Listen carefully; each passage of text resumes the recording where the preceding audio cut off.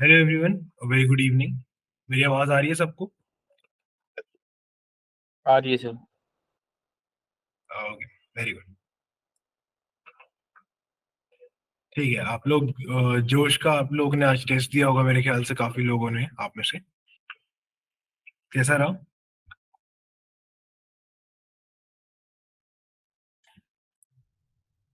Good evening राज।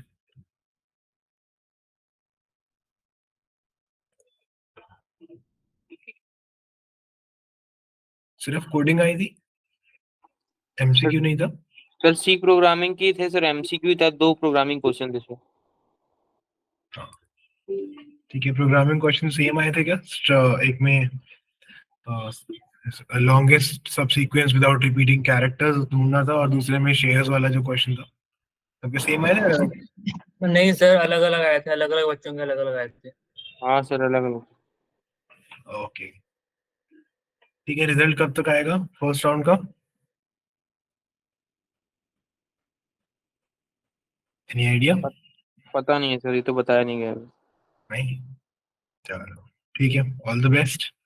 अगर ये अच्छा नहीं हुआ कोई बात नहीं, अगली कंपनी में बैठेंगे, और अगर इसमें नाम आ गया तो वेरी गुड। नेक्स्ट राउंड अच्छे से देंगे। तो स्टार्ट आई करते थिंक हैं आज का 10 और हमारा। 11 से पहले आएगा रिजल्ट। नेक्स्ट राउंड 10 को था, 10 या 11। 10th का है तो ठीक है, 2 दिन में आ ही जाएगा रिजल्ट, 9 तक। ठीक है। सर बहुत सारे क्वेश्चंस पॉइंटर से रिलेटेड थे, फिर कैसे करें यही उसे। यही प्रॉब्लम हुआ सर, पॉइंटर से रिलेटेड क्वेश्चन थे, सी प्लस प्लस की लैंग्वेज लिखी थी, समझ में नहीं आ रहा था। ओके, तो सिर्फ जोश है जो आपको स्पेसिफिकली सी प्लस प्लस के एमसीक्यूज देगी। आगे जो कंपनी आएगी वो कॉमन से एमसीक्यूज देंगी ऊप्स के ऊपर बेस, जिससे आप जावा की नॉलेज से भी उसको सॉल्व कर सकते हो। ठीक हो ही है। नहीं रहे थे सर, वही तो कुछ नहीं हो रहा था, समझ में नहीं आ रहा था क्या लिखा हुआ है सर। और हाँ, सर एक पॉइंटर टू इंस्ट्रक्शन ये था कि पॉइंटर। मतलब हाँ, बोलो बोलो अ, बस। एक इंस्ट्रक्शन ये था, मतलब क्लियर नहीं हुआ था उस टाइम पे कि एक टाइम पे एट ए टाइम एक ही क्वेश्चन कर सकते हैं, तो लॉग्ड थे क्वेश्चन, तो उसमें और टाइम लग गया। हाँ सर, वो एक था कि अगर आप एक क्वेश्चन को स्किप करते हो तो आप उस पर रिटर्न नहीं कर सकते। अच्छा, ऐसा। Okay. Madhusudan P plus plus, अगर पी एक पॉइंटर है तो जो एड्रेस होते हैं वो 4 बाइट के होते हैं, तो इसलिए पी प्लस प्लस करने से वो अगले पे जब जाएगा तो 4 बाइट्स आगे जाएगा वो। अगर पी एक पॉइंटर है तब ऐसा होता है, पॉइंटर एड्रेसिंग होती है वो। जावा होता तो बढ़िया जाता सर, सी प्लस प्लस समझ में नहीं आ रहा था, पॉइंटर का कंसेप्ट ही नहीं पता था। कोई बात नहीं, नेक्स्ट कंपनी में अच्छे से करेंगे। अब बाकी सारी कंपनीज जो आने वाली है सब में जावा आपको मिल जाएगी ऑप्शन। ठीक है, तो स्टार्ट करते हैं स्ट्रिंग्स, स्ट्रिंग मैचिंग करेंगे आज अब। ठीक है।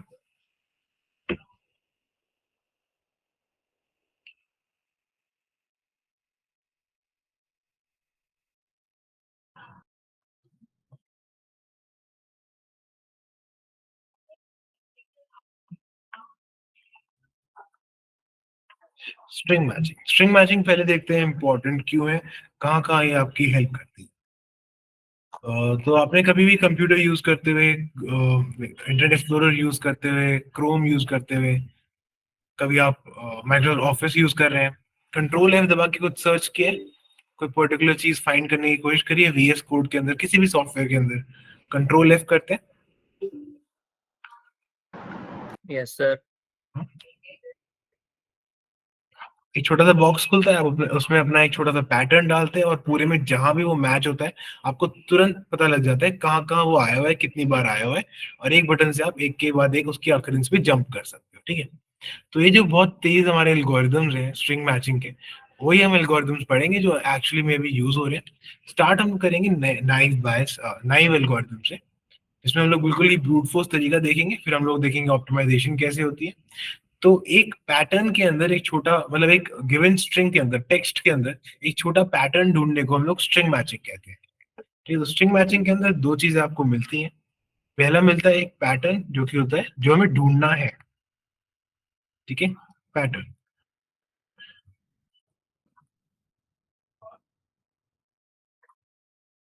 दूसरी चीज आपको मिलती है टेक्स्ट। टेक्स्ट मतलब जिसके अंदर ढूंढना है।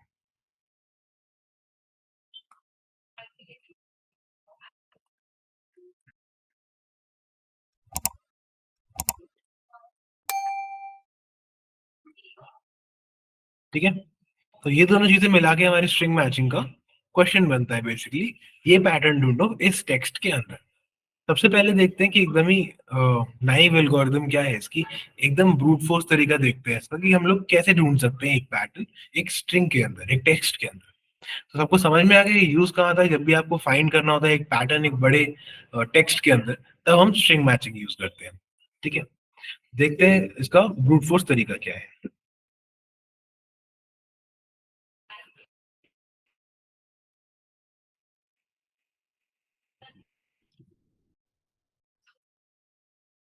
पैटर्न मान लेते हैं जैसे ए बी सी टी, और हमारा टेक्स्ट है A B C A B C E F A B C D. ठीक है, और सबसे सिंपल चीज जो आपके दिमाग में आएगी वो सोच लेते हैं। हाँ मधुसूदन, हम लोग रेडिक्स और बकेट सॉर्ट एक एक्स्ट्रा क्लास लेके कवर कर लेंगे। एक्चुअली स्ट्रिंग मैचिंग भी बड़ा टॉपिक है, तो हम लोग कल भी एक क्लास रख लेंगे, कल नहीं तो परसों के एक दिन बाद तरसों हम लोग एक क्लास एक्स्ट्रा रख लेंगे, वहां पे कवर कर लेंगे। ठीक है, तो हमारे पास ये पैटर्न है ए बी सी डी, और एक टेक्स्ट है A B C E F A B C D. सबसे बेसिक तरीका क्या है इसको सर्च करने का, देखो जो सबसे पहले दिमाग में आता है एकदम ब्रूट फोर्स तरीका है, एक हम पॉइंटर यहाँ रखेंगे एक यहाँ रखेंगे। ठीक है, फिर अगर ये दोनों मैच कर गए तो दोनों को आगे बढ़ा दो, फिर से अगर ये दोनों मैच कर रहे हैं तो दोनों को हम आगे बढ़ा देंगे। अब ये दोनों फिर से मैच कर रहे हैं सी और सी, हम दोनों को आगे बढ़ा देंगे। अब यहाँ पे डी है यहाँ पर ए है, अब मैच नहीं कर रहा है, तो अब फिर से सर्च करना कहाँ से ढूंढना है, मतलब फिर से कहाँ से सर्च करना शुरू करना है हमको। क्या हम इसके आगे से सर्च करना शुरू कर सकते हैं कि एक पॉइंटर जो पैटर्न वाला है वो स्टार्टिंग में रख लो, और जो टेक्स्ट वाला पैटर्न है वो इसके आगे से शुरू करो। ऐसा कर सकते हैं या नहीं कर सकते, यस और नो? Yes sir. कर सकते हैं, ओके। बाकी सब लोग बताओ ऐसा पॉसिबल है या कुछ गलती हो जाएगी इसमें? नहीं सर। नहीं कर सकते, ठीक है, नहीं सर, गलती नहीं होगी, गलती गलती नहीं होगी, ओके। ठीक है, तो एक एग्जांपल देख लेते हैं जहां पे हम इस अप्रोच से अटक जाएंगे, आगे से शुरू नहीं कर सकते एक्चुअली। हमें यहाँ पे पूरा पैटर्न नहीं मिला तो अगला यहाँ से शुरू करना पड़ेगा, नहीं तो हम लोग गलत जगह पे अटक जाएंगे। कैसे अटकेंगे एक बार देख लेते हैं, उस अप्रोच में प्रॉब्लम क्या है। मान लेते हैं हमारा पैटर्न है ए बी, और हमारी स्ट्रिंग जो मतलब टेक्स्ट है, ये हो गया पैटर्न, ये हो गया टेक्स्ट, ए और बी। हमने क्या किया, ए पे रखा एक पॉइंटर, नीचे टेक्स्ट में भी ए पे रखा, अगले पे आए मैच हो गया, तो फिर से अगले पे आए मैच हो गया। अब देखो एक बी पे पॉइंटर है एक ए पे पॉइंटर है, दोनों मैच नहीं करे, तो इसका पॉइंटर चला गया स्टार्टिंग में और आप कह रहे हो इसका पॉइंटर रख देते हैं आगे। अब देखो आपको ये स्ट्रिंग मिलेगा ही नहीं, ये पैटर्न मिलेगा ही नहीं टेक्स्ट में। ठीक है, तो इसलिए हम आगे से शुरू नहीं कर सकते। बेसिकली हम लोग क्या कर रहे हैं, एक विंडो की तरह इसको देखते हैं। हम एक विंडो बना रहे हैं, ये पैटर्न 4 साइज का है 4 साइज का है, तो पहले इस विंडो में देखेंगे हम लोग कि क्या ये पैटर्न अवेलेबल है या नहीं है। ठीक है, Oops. सर ये सब सीक्वेंस वाला कंसेप्ट लग रहा है क्या इसमें? सब सीक्वेंस वाला कॉन्सेप्ट, हाँ सब सीक्वेंस में एबीसीडी होना चाहिए, करेक्ट। ठीक है, तो देखो अभी हम क्या कर रहे हैं, यहाँ पर ए आ गया और यहाँ पर ए आ गया, ये दोनों मैच कर गए, हम आगे जाएंगे। बी और बी मैच कर जाएंगे तो हम और आगे जाएंगे, सी और सी भी मैच कर जाएंगे तो और आगे जाएंगे। अब ए और डी मैच नहीं करेंगे तो ऐसा नहीं है कि हम अगले पे चले जाएंगे, हम लोग क्या करेंगे, अपनी विंडो को एक आगे बढ़ाएंगे, जो हमारी विंडो है 1 पोजीशन आगे चली जाएगी। अब इस विंडो के अंदर हम लोग पूरा पैटर्न फिर से सर्च करेंगे, पहले ए पे जाएंगे, मैच नहीं कर रहा है, फिर से विंडो को आगे कर देंगे,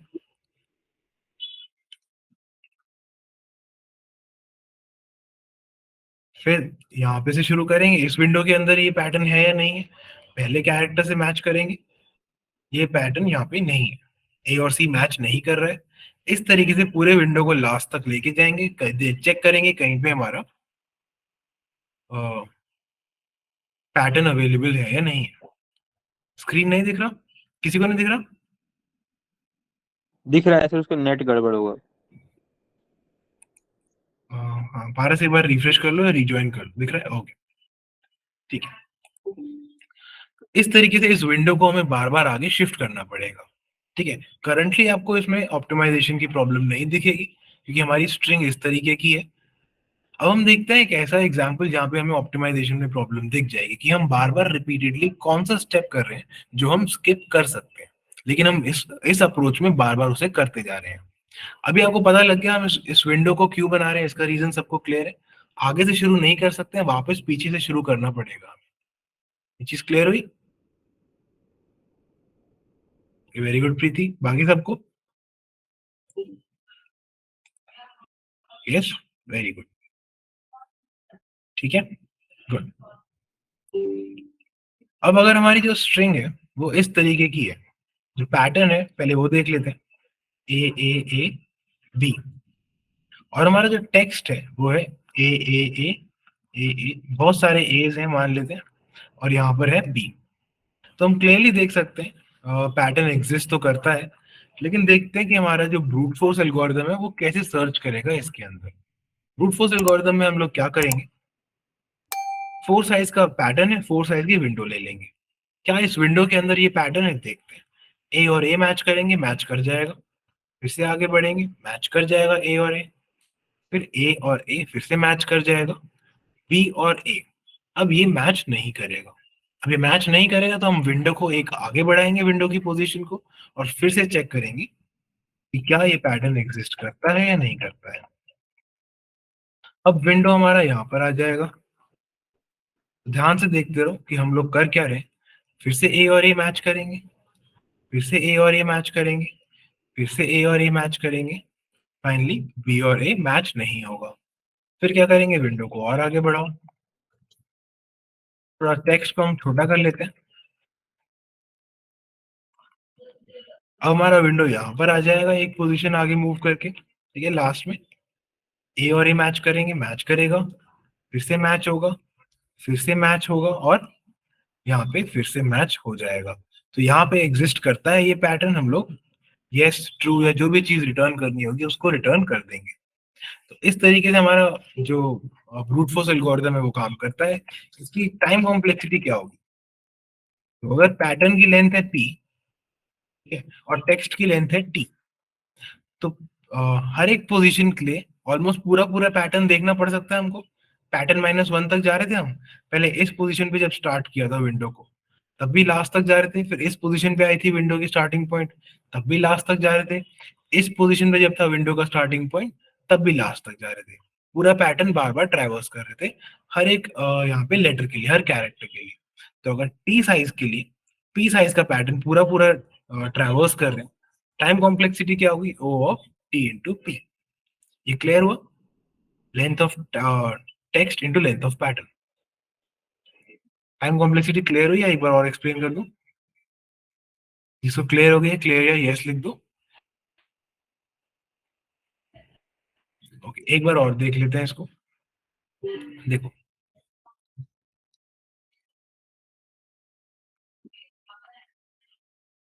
देखो हम लोग क्या कर रहे हैं, ये हमारा स्टार्टिंग पॉइंट है विंडो का, ठीक है। इसको अलग कलर से डिनोट कर लेते हैं। अब इस कैरेक्टर पे जब स्टार्टिंग पॉइंट है तब क्या कर रहे हैं, ए से ए को मैच कर रहे हैं, मैच हो रहा है, फिर ए से ए को मैच कर रहे हैं, फिर से मैच हो रहा है, ए से ए को मैच कर रहे हैं, फिर से मैच हो रहा है, बी और ए आपस में मैच नहीं हो रहा है। तो हमने इस स्टार्टिंग पॉइंट के लिए पूरा पैटर्न ट्रैवर्स किया, ए के लिए पी आइट्रेशन चले, ठीक है, फिर स्टार्टिंग पॉइंट को आगे मूव कर दिया हमने।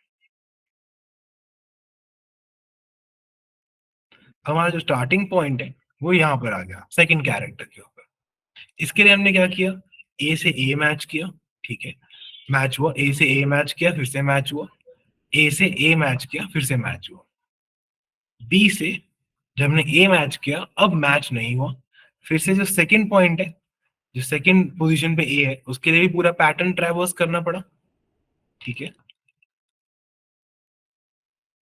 अब हमारा स्टार्टिंग पॉइंट थोड़ा और आगे आ गया, फिर से हमने ए से ए मैच किया, फिर ए से ए मैच किया, ए से ए मैच किया, बी से ए मैच नहीं हुआ, तो अब इस वाले ए के लिए फिर से हमें पूरा पैटर्न ट्रैवर्स करना पड़ा। फिर हम आगे आ गए, हमारा स्टार्टिंग पॉइंट यहाँ पे आ गया, फिर से ए से ए मैच किया, ए से ए मैच किया, ए से ए मैच किया, और बी से बी मैच हो गया, तो फिर से ए के लिए पूरा पैटर्न ट्रैवर्स करना पड़ा। तो आपको हर एक कैरेक्टर के लिए पूरा पूरा पैटर्न मैच करना पड़ रहा है, इसीलिए आपकी टाइम कॉम्प्लेक्सिटी क्या हो जाती है, टी कैरेक्टर्स के लिए पी आइट्रेशन है हर कैरेक्टर के लिए, तो ओ ऑफ टी इंटू पी। अभी क्लियर है सबको? क्लियर, वेरी गुड, ठीक है, ग्रेट, ऑलराइट। तो इसका एक बार देखते हैं इसको कोड कैसे करेंगे, और फिर हम चलेंगे थोड़े से ऑप्टिमाइज्ड एल्गोरिथम्स के ऊपर। ऑप्टिमाइजेशन कितनी करेंगे हम? तो अभी हम currently O of T into P पे हैं, हम लोग जाना चाहते हैं O of T plus P तक। ठीक है, बहुत ही ड्रास्टिक ऑप्टिमाइजेशन है, अगर हमारा पैटर्न का साइज ही बड़ा है और टेक्स्ट का साइज ही बड़ा है।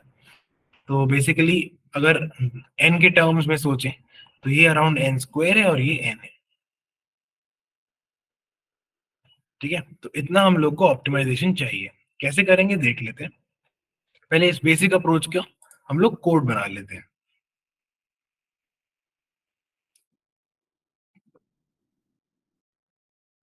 ये हमारी क्लास है,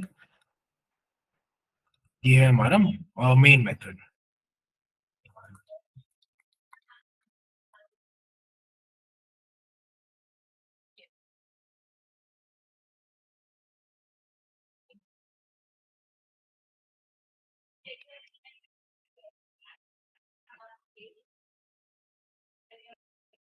ओके, इसके अंदर हम क्या करेंगे, दोनों स्ट्रिंग्स इनपुट करा देते हैं, एक पैटर्न और एक टेक्स्ट। तो यहाँ पे क्या करना है हमको, पहले स्कैनर क्लास का ऑब्जेक्ट बनाओ,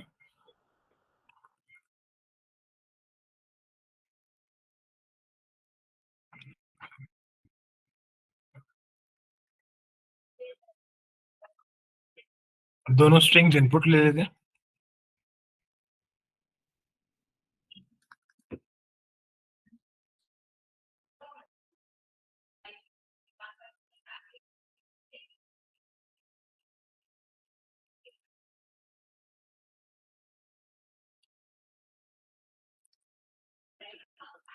ये जो फर्स्ट वाला है ये मान लेते हैं हमारा पैटर्न है, और जो दूसरे वाला है वो है हमारा टेक्स्ट। तो ये पैटर्न ढूंढना है हमें इस टेक्स्ट के अंदर। ठीक है, अब अपना एल्गोरिदम फिट करते हैं इसके अंदर, जो हमारा नाइव एल्गोरिदम या ब्रूट फोर्स हमारा था। तो उसके लिए क्या करेंगे, एक स्टार्टिंग पॉइंट मेंटेन करेंगे जो कि स्टार्टिंग में जीरो तो इंडेक्स से स्टार्ट होगा, तो बेसिकली हम विंडो बना रहे हैं स्टार्टिंग में जीरो से। ठीक है, हम क्या करेंगे, एक लूप चलाएंगे, while s is greater than s2 dot length, तब तक हमारा विंडो आगे बढ़ता रहेगा। और इस विंडो के अंदर, इस स्ट्रिंग के अंदर हम लोग क्या करेंगे, इस while लूप के अंदर क्या करने वाले हैं हम लोग, दूसरी स्ट्रिंग को चलाएंगे सर, हाँ, दूसरी स्ट्रिंग को चलाएंगे। Very good. तो ये हमारी टेक्स्ट स्ट्रिंग चल रही है, इसके अंदर हम अपनी पैटर्न स्ट्रिंग के साथ मैच करते जाएंगे कितने कैरेक्टर्स मैच कर रहे हैं। तो एक इंटीजर बनाते हैं, एक्स ले लेते हैं, इसको जीरो से स्टार्ट करते हैं। तो जब तक जो हमारा S dot sorry S one dot char at X बराबर है, किसके बराबर होना चाहिए, S two dot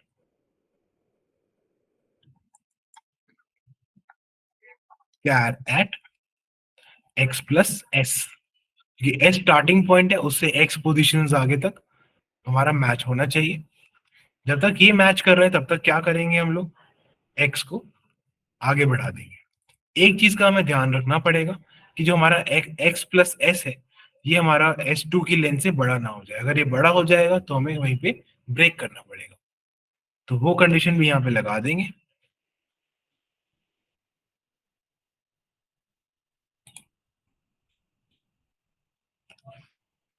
x plus s is less than s2 dot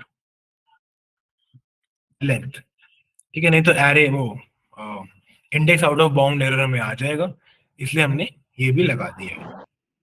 sir पहले लूप में s less than s2 dot length होना चाहिए था, हाँ क्योंकि s ग्रेटर आ गया, यहाँ पे लेस देन, वेरी गुड, ठीक है।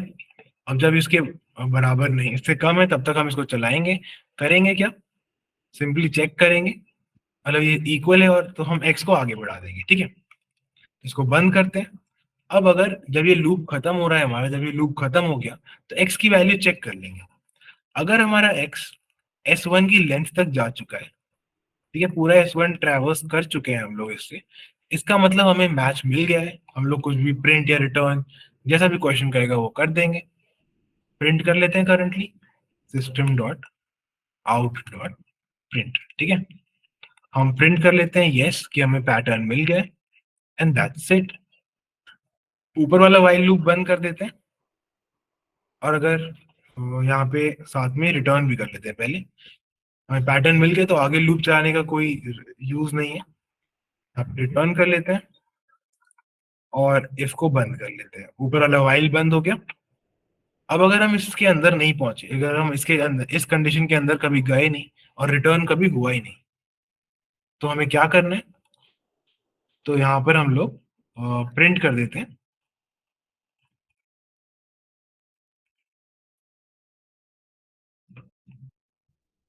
नो, कि हमें पैटर्न उस टेक्स्ट के अंदर नहीं मिला, और ये हमारा मेन फंक्शन बंद हो गया और ये क्लास बंद हो गई। एक बार छोटा करके देख लेते हैं पूरा कोड। तो आप लोग एक बार इस कोड को देख लो, ये सबको समझ में आ गया क्या कर रहे हैं हम लोग। एस जो है हमारा विंडो का स्टार्टिंग पॉइंट है, एक्स जो है हम लोग उससे ट्रैवर्स कर रहे हैं पैटर्न के अंदर भी और टेक्स्ट के अंदर भी। एक्स प्लस एस और एक्स पे जो कैरेक्टर्स हैं उनको चेक कर रहे हैं कि क्या वो मैच करते हैं। अगर मैच करते हैं तो एक्स को आगे बढ़ा रहे हैं, साथ साथ ठीक है। बाहर से एक बार दोबारा बता देते हैं वाइल लूप कौन सा, अंदर वाला या बाहर वाला। सर अगर फॉर लूप चलाते तो ज्यादा आसान पड़ता ना। फॉर लूप, हाँ फॉर लूप भी चला सकते थे, थोड़ा इक्विवेलेंट आसान हो जाता आसान। उसमें क्या था ना, सब सीक्वेंस में किया था ना तो उसमें आसान पड़ रहा था। 2 3 लाइन 4 लाइन में कोड हो जाते हैं। ऑलराइट, ठीक है। तो आप फॉर लूप से भी सब लोग ट्राई करना कि फॉर लूप से अगर थोड़ा छोटा कोड आप लोग लिख सकते हो। हाँ मधुसूदन, अगर हम s2 dot length minus s1 dot length करें उससे भी हमारा काम हो जाएगा, ठीक है। तो देखो इसमें क्या कर रहे हैं हम लोग, जो पहला फॉर वाइल लूप है यहाँ पे, इसमें हम लोग क्या कर रहे हैं, जो स्टार्टिंग पॉइंट है विंडो का वो हर एक पोजीशन पे रख रहे हैं हमारे टेक्स्ट के। एक इंटीजर ले रहे हैं x, x क्या कर रहा है s1 के x पोजीशन पे और s2 के x प्लस s पोजीशन पे। देखो मान लेते हैं हमारा है ए ए बी, वही पुराना वाला एग्जांपल ले लेते हैं, ए ए ए बी। विंडो हमारा थोड़ा आगे आ चुका है, ये विंडो है हमारा करंटली। तो एस हमारा यहाँ पर होगा 1 पोजीशन पे, वन फर्स्ट इंडेक्स पे 1 पे, तो एक्स हमारा 0 हो जाएगा। तो किन दोनों को मैच करना है हमें, एक्स प्लस एस मतलब 1, और यहाँ पे एक्स मतलब 0, 0 1 2 0 1 2 3। एक्स प्लस एस यहाँ पे हो गया 1 और यहाँ पे हो गया एक्स मतलब 0। इन दोनों को मैच करना है। अगर ये मैच कर रहे हैं तो आगे बढ़ना है, एक्स आगे बढ़ गया 1 हो गया, तो इसको और इसको मैच करना है, इसलिए यहाँ पे एक्स प्लस एस लगाया हुआ है। लेकिन हमें एक चीज का और ध्यान रखना है कि हमारा जो एक्स प्लस एस है वो S2 की लेंथ से बाहर ना चला जाए, यहाँ ना आ जाए। बस ये ध्यान रखना है, एक्स को आगे बढ़ाना है। अगर ये वाइल लूप खत्म होते ही हमारा एक्स S1 की पूरी लेंथ तक पहुंच चुका है, मतलब यहाँ तक आ चुका है, तो मतलब पूरा पैटर्न हमें मिल गया, ये प्रिंट करके रिटर्न कर दो। अदरवाइज बाहर हमें नो रिटर्न करना है या प्रिंट करना है। सबको क्लियर हो गया ये, इतना क्लियर है? Sorry,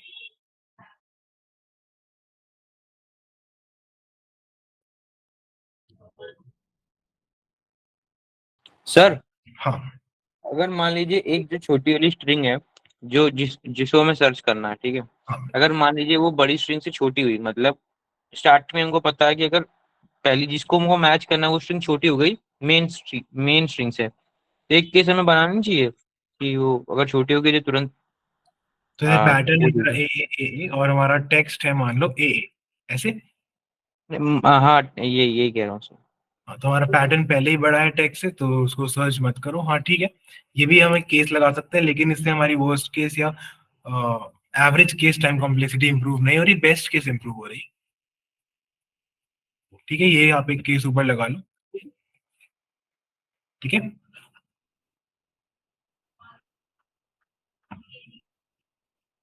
okay very good. पारस आपको आ गया समझ? एस की वैल्यू जीरो नहीं है, एस की वैल्यू जीरो क्यों रहेगी सौम्य? देखो, एस हमारा स्टार्टिंग पॉइंट है विंडो का, पहले उसकी जीरो रहेगी, फिर विंडो आगे बढ़ाएंगे अगर मैच नहीं करेगा, फिर एस की वैल्यू वन हो जाएगी, फिर मैच नहीं करेगा तो विंडो फिर से आगे बढ़ाएंगे, फिर एस की वैल्यू टू हो जाएगी। हमने एस प्लस प्लस नहीं किया क्या इसमें? हाँ, यहाँ पे हम एस प्लस प्लस करना भूल गए। तो ये वाइल लूप अगर खत्म होता है एफ, यहाँ पे एस प्लस प्लस कर दो। ठीक है, दूसरे वाइल लूप के बाहर, पहले वाइल लूप के अंदर। Very good. शुभ्रांशु, हाँ इससे भी कर सकते हैं, हाँ इससे कर सकते हैं, लेकिन आपकी टाइम कॉम्प्लेक्सिटी यही रहेगी। ठीक है, इससे इंप्रूव नहीं होगी अभी time complexity. Time complexity improve कैसे करते हैं ये देख लेते हैं। सबसे पहले उसके लिए हमें देखना पड़ेगा रोलिंग हैश क्या होता है। क्यों पता है रोलिंग हैश क्या होता है?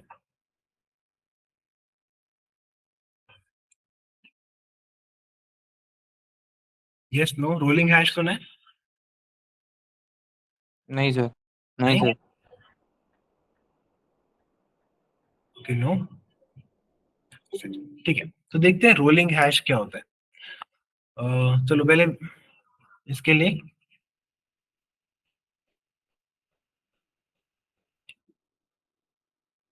पहले रोलिंग सम देखते हैं क्या होता है। ठीक है, रोलिंग हैश उसके बाद देखेंगे, पहले देखेंगे रोलिंग सम क्या होता है।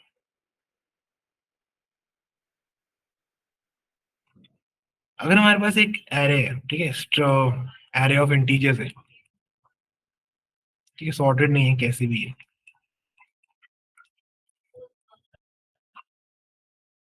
हमने एक विंडो साइज ले लिया 2। अब इसका हमने सम कर लिया 1 + 2, मतलब टोटल आ गया अभी के लिए 3। अब हमें नेक्स्ट विंडो का सम निकालना है।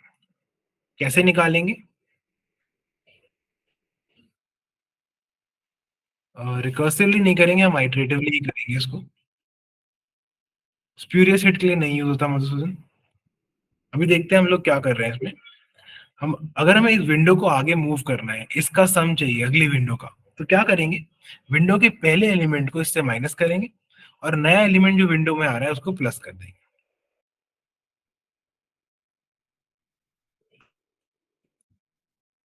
O ऑफ 1 में हो गया ये।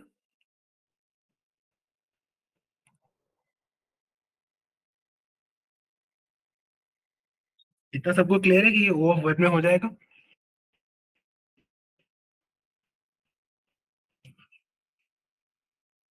यस, ठीक है।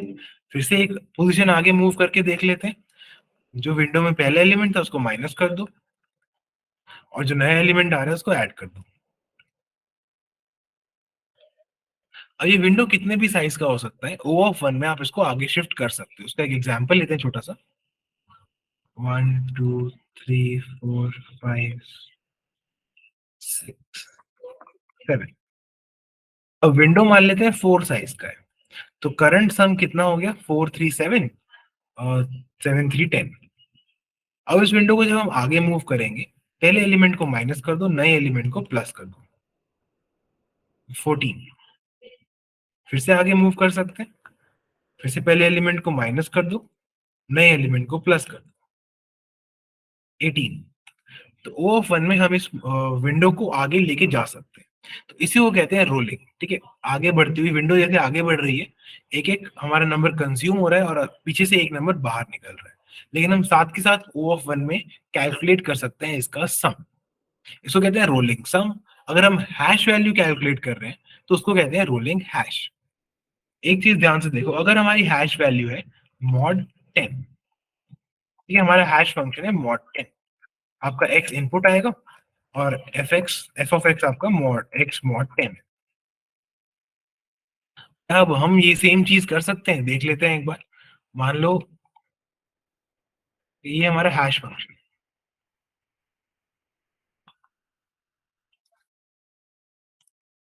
ये मान लेते हैं हमारा एरे कुछ ऐसा है,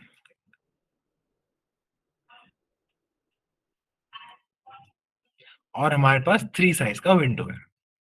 तो करंट सम कितना हुआ 20 30 33, लेकिन करंट हैश कितना हुआ 33 mod 10 मतलब 3। इतना क्लियर है? हैश फंक्शन समझ में आ गया सबको? जो भी वैल्यू आएगी उसका mod 10 करके हम हैश फंक्शन निकाल रहे हैं। इतना क्लियर है सबको? मधुसूदन को क्लियर है?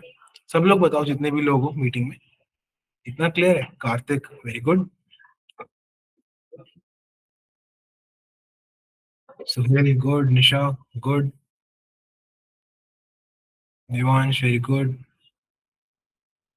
हाँ, स्लाइडिंग विंडो से रिलेटेड है, करेक्ट प्रेम, इस क्लियर है, वेरी गुड, ठीक है, क्लियर। अब इस विंडो को एक पोजीशन आगे मूव करो, कर देते हैं, एक पोजीशन आगे मूव कर दिया। सम तो हमें पता चल जाएगा, 10 माइनस करो 23 ऐड कर दो, 10 इसमें जाओ और 23 डाल दो 46।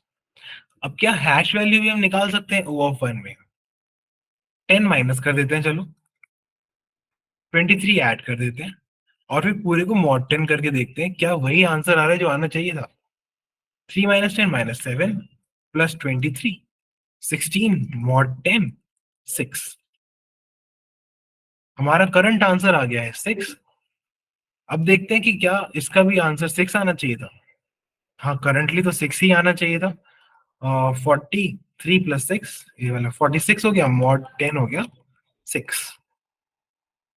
ठीक है, अभी तक तो सही चल रहा है, अभी तक कोई दिक्कत नहीं है। सबको क्लियर हो गया हमने हैश वैल्यू कैलकुलेट करी है, ये नहीं 6 ही आनी चाहिए थी और अभी भी 6 ही आ रही है। ठीक है, आगे देखते हैं, इस विंडो को आगे बढ़ाते हैं, क्या ये हमेशा सही आएगा या नहीं आएगा देख लेते हैं। सम, फिर से सम कैलकुलेट कर लेते हैं, और 20 माइनस कर दो 4 ऐड कर दो, 20 माइनस कर दिया और 4 ऐड कर दिया।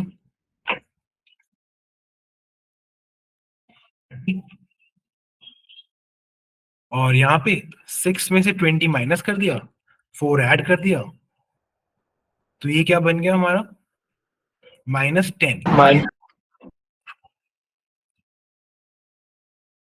-10 mod 10 कितना होता है, एनी आइडिया?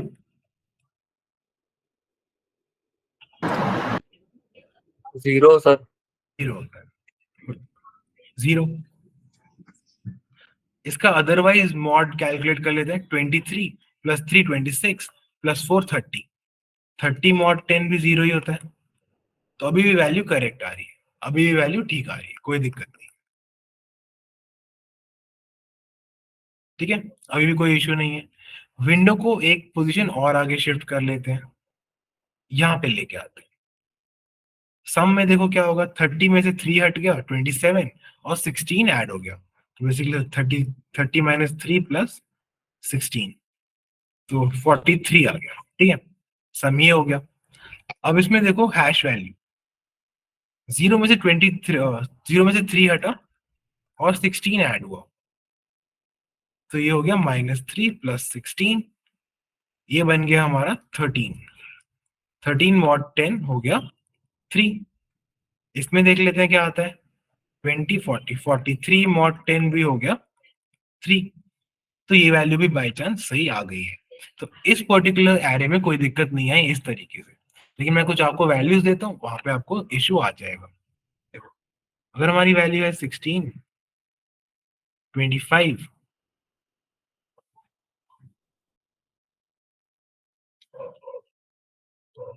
मतलब बेसिकली मैं आपको क्या बताना चाह रहा हूँ, a mod 10 अगर हमारे पास है और a में से कोई c माइनस कर रहे हैं और b ऐड कर रहे हैं फिर mod 10 कर रहे हैं, it is not equal to a mod 10 plus यहाँ पे से मतलब एक second, -c + b whole mod 10, ये आइडेंटिटी होल्ड नहीं करती, दिस इज नॉट ट्रू। इतना सब लोग को पता है। मतलब a + b mod 10 is not a mod 10 + b mod 10।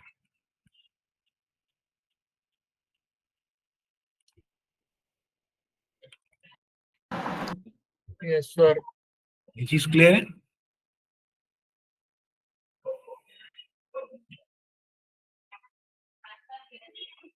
पक्का सबको क्लियर है? तो अभी जो हमारा ऊपर एरे था, यहाँ पे हमारा बाय चांस ये पूरा फॉर्मूला चल गया, लेकिन हम कोई भी और वैल्यूज लेते हैं तो ये फॉर्मूला हमारा काम नहीं करेगा। ठीक है, कब नहीं करेगा, एक आधा एग्जाम्पल इसका देख लेते हैं। अगर हमारे पास है कुछ 21 और दूसरा नंबर मान लेते हैं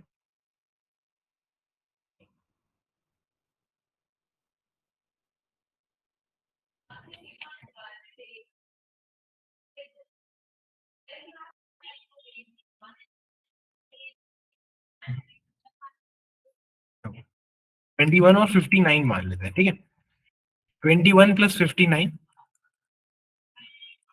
मॉड 10 कर लेते हैं, तो 70 80 0 आएगा। और 21 mod 10 + 59 mod 10 कर लेते हैं, ये आपका 10 आ जाएगा। तो ये दोनों वैल्यूज आपकी इक्वल नहीं हुई, इसलिए इस तरीके से हम लोग रोलिंग हैश कैलकुलेट नहीं कर सकते। जो नया नंबर आया उसे उसमें ऐड करके उसको मॉड करके हम लोग रोलिंग हैश कैलकुलेट नहीं कर सकते हैं। ठीक है, हमें कोई और तरीका निकालना पड़ेगा, जो कि रेबिन कार्प एक साइंटिस्ट थे, उन्होंने निकाला था, और वो तरीका अब हम लोग स्टडी करेंगे।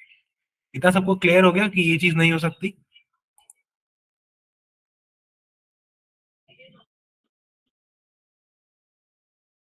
क्लियर हो गया? यस, ठीक है। तो नेक्स्ट जो हम कॉन्सेप्ट करने वाले हैं थोड़ा सा डिफिकल्ट है, ध्यान से सुनना, लेकिन ध्यान से सुनोगे तो समझ में पक्का आ जाएगा। देखो, हमारा जो ABCD है, इसको अगर हम कोई वैल्यूज दे दें, ठीक है,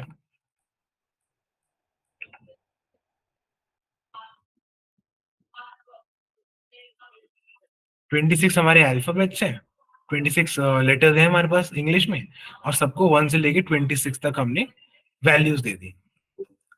अब अगर हमारे पास एक पैटर्न है ABCD और एक स्ट्रिंग है ABCD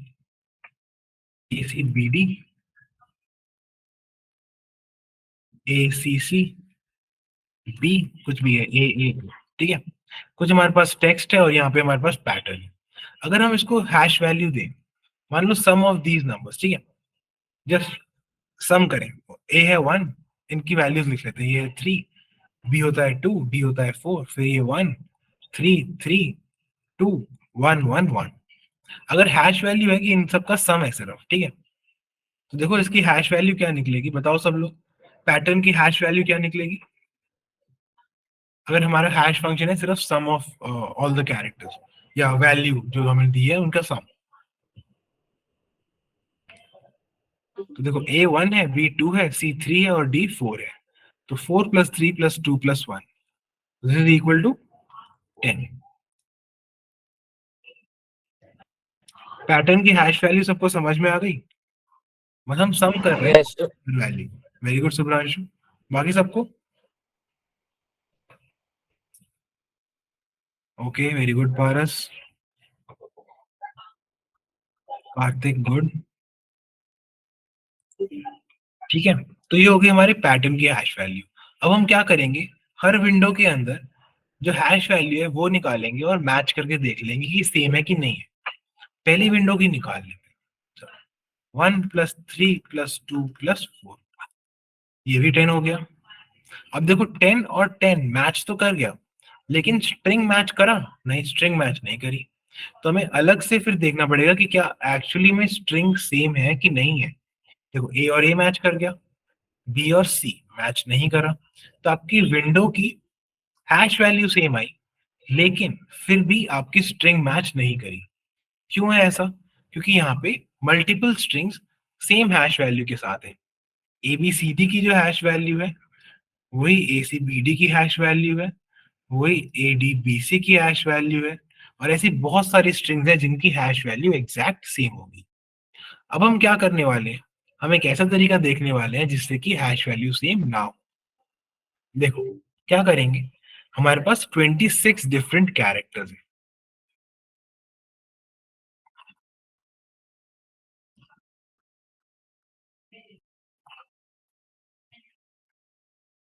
ठीक है,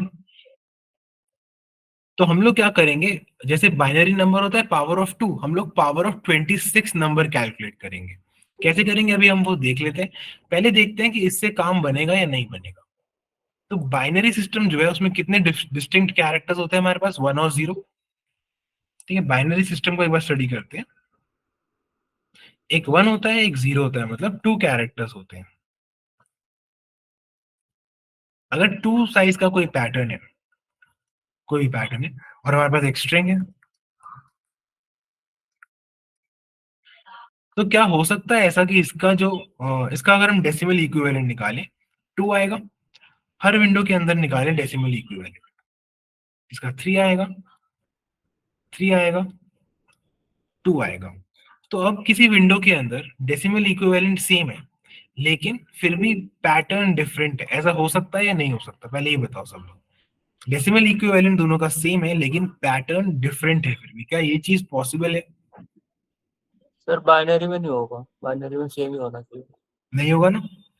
ठीक है, तो यहाँ पे एक चीज ध्यान से देखो, 2 कैरेक्टर्स थे और हमने पावर ऑफ 2 यूज करी, इसलिए अब ये पॉसिबल नहीं है कि डेसिमल इक्विवेलेंट सेम हो और फिर भी पैटर्न डिफरेंट हो, ये चीज पॉसिबल नहीं है। अब इसको डेसिमल पे लगा के देखते हैं।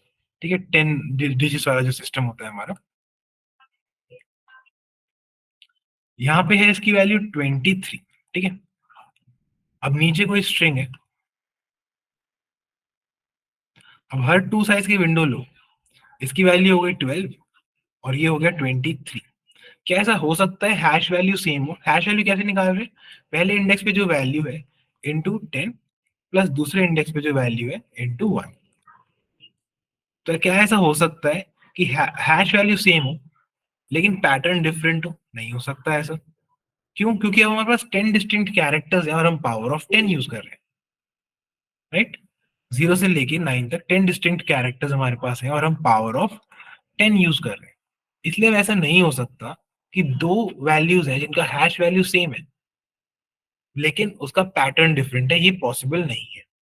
तो इससे हमें क्या पता चलता है, इससे हमने निकाला ये कि जितने कैरेक्टर्स हैं अगर उसकी पावर के हिसाब से हम लोग चलें तो पैटर्न सेम नहीं हो पाएगा। मतलब पैटर्न अगर हैश वैल्यू सेम है तो पैटर्न भी सेम होगा, हैश वैल्यू सेम के साथ पैटर्न डिफरेंट नहीं हो पाएगा।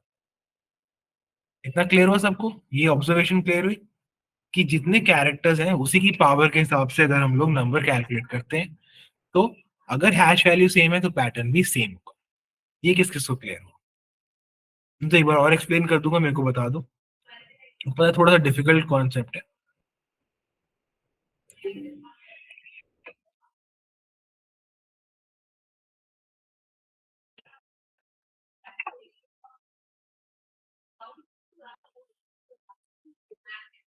एक बार और, ठीक है, एक बार और समझा देता हूँ। देखो जब हमारे पास बाइनरी सिस्टम है, बाइनरी, और हमारा हैश फंक्शन क्या है, उसका डेसिमल इक्विवेलेंट निकालो। तो कोई भी स्ट्रिंग ले लो आप, ठीक है, ये हमारा पैटर्न है, इसका डेसिमल इक्विवेलेंट क्या हुआ, 1 into two to the power 0। यहाँ से देखते हैं, sorry, 0 1 2 3 2 to the power 3, 2 to the power 2, 0, 13 लिखा हुआ है हमने। अब हमारे पास एक आया टेक्स्ट,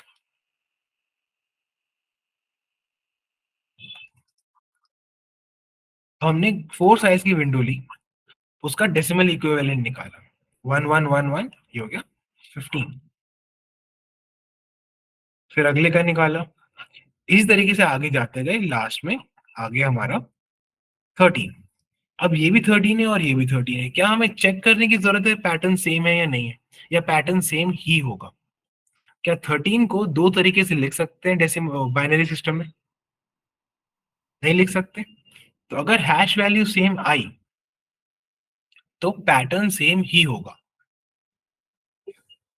जैसे अभी पिछली बार क्या हो रहा था, जब हमने देखा था, जब हम सिर्फ सम कर रहे थे, पैटर्न डिफरेंट है लेकिन हैश वैल्यू सेम आ रही है।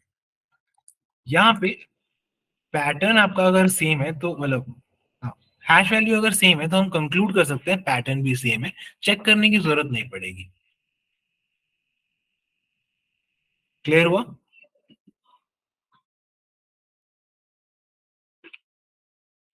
यस, ठीक है। तो क्योंकि 2 कैरेक्टर्स हैं इसलिए पावर ऑफ 2। जब 10 कैरेक्टर्स होते हैं हम पावर ऑफ 10 यूज करते हैं। अभी हमारे पास एबीसीडी के फॉर्म में 26 कैरेक्टर्स हैं। तो देखो हम लोग क्या हैश फंक्शन कैलकुलेट करेंगे, ए बी सी, ठीक है। और वही यूज करेंगे, ए हमारा 1 है, बी हमारा 2 है और सी हमारा 3 है। और इस तरीके से डी 4 है,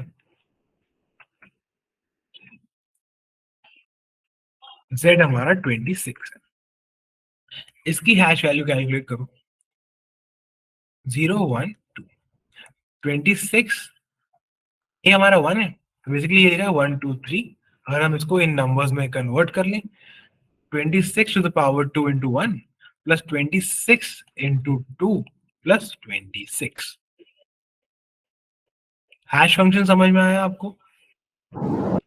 तो सर हम बेस 26 लेके चल रहे हैं। करेक्ट, हम लोग नंबर कैलकुलेट कर रहे हैं विद बेस 26, क्योंकि हमारे पास 26 डिफरेंट कैरेक्टर्स हैं। तो अगर हम बेस 26 लेते हैं तो हैश वैल्यू जो निकलेगी वो यूनिक निकलेगी किसी भी पैटर्न की। पैटर्न चेंज होगा, हैश वैल्यू चेंज होगी। ऑलमोस्ट ऑलमोस्ट समझ में आ गया? ठीक है, तो इसको हम एक बार ड्राई रन कर लेते हैं छोटे से स्ट्रिंग पे। हम एक छोटा सा स्ट्रिंग लेते हैं जिससे कैलकुलेशन आसान हो। मान लेते हैं हमारा जो सिस्टम है वो सिर्फ ए बी सी और डी का बना है, ठीक है, और कोई कैरेक्टर नहीं है उसमें। तो ये 1 हो गया, ये 2 हो गया, ये 3 हो गया, ये 4 हो गया। 4 डिस्टिंक्ट कैरेक्टर है तो बेस 4 यूज करेंगे। ध्यान रखना जब ए टू जेड होगा तो बेस 26 यूज करना है। ये सिर्फ एग्जाम्पल के लिए बेस 4 यूज कर रहे हैं क्योंकि 4 कैरेक्टर्स हमने ले लिए। ठीक है, हमारी स्ट्रिंग है ए बी। इसकी वैल्यू क्या निकली, 4 square into 1, 4 into 1 plus 4 into sorry plus 2, 20 22। Hash value समझ में आ गई सबको? 22 निकलेगी। यस, ठीक है। अब हम लोग टेक्स्ट देख लेते हैं छोटा सा।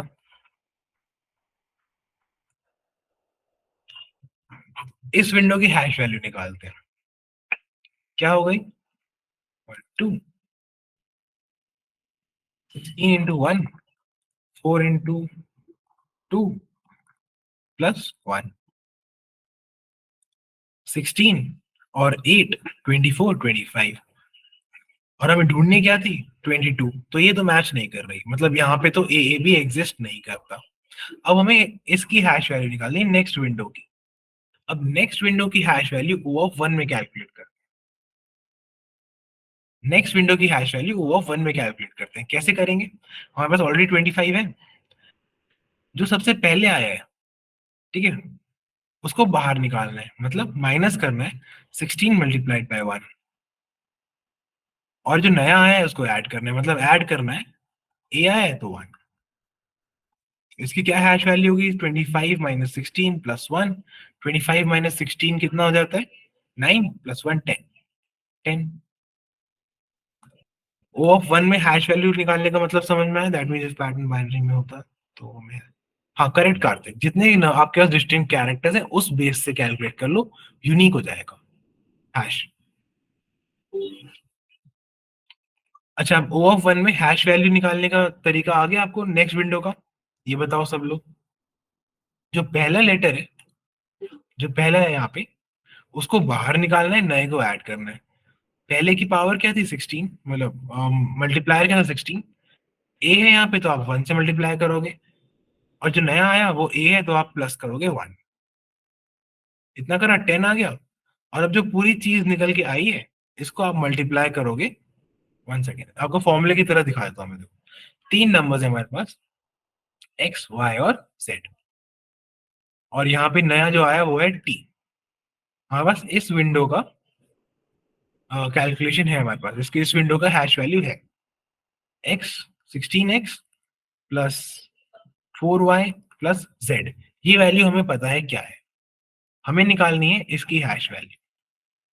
हम माइनस करेंगे 16x, बचे हुए को मल्टीप्लाई करेंगे 4 से और ऐड करेंगे t। देखो क्या होगा इससे, 16x कट जाएगा, 4x प्लस z की जगह बन जाएगा 16y प्लस 4z, और t ऐड किया है तो t आ जाएगा। इस विंडो की सेपरेट अगर हम निकालें हैश वैल्यू तो भी यही बनेगी 16y plus 4z plus t। Match कर रहा है, तो हमने O ऑफ 1 में हैश को आगे बढ़ा लिया। इतना क्लियर हो रहा है सबको? देखो थोड़ा डिफिकल्ट कॉन्सेप्ट है, नहीं क्लियर हो रहा तो मेरे को बता दो, कोई दिक्कत नहीं है, और हो रहा है तो भी बता दो। यस सर, हो गया। हो गया, चलो वेरी गुड। सबको हुआ? यस लिख के भेजो जिस जिसको हो गया। कि सुहेल को हो गया, राज नहीं हो रहा, कहाँ पे दिक्कत आ रही है बताओ।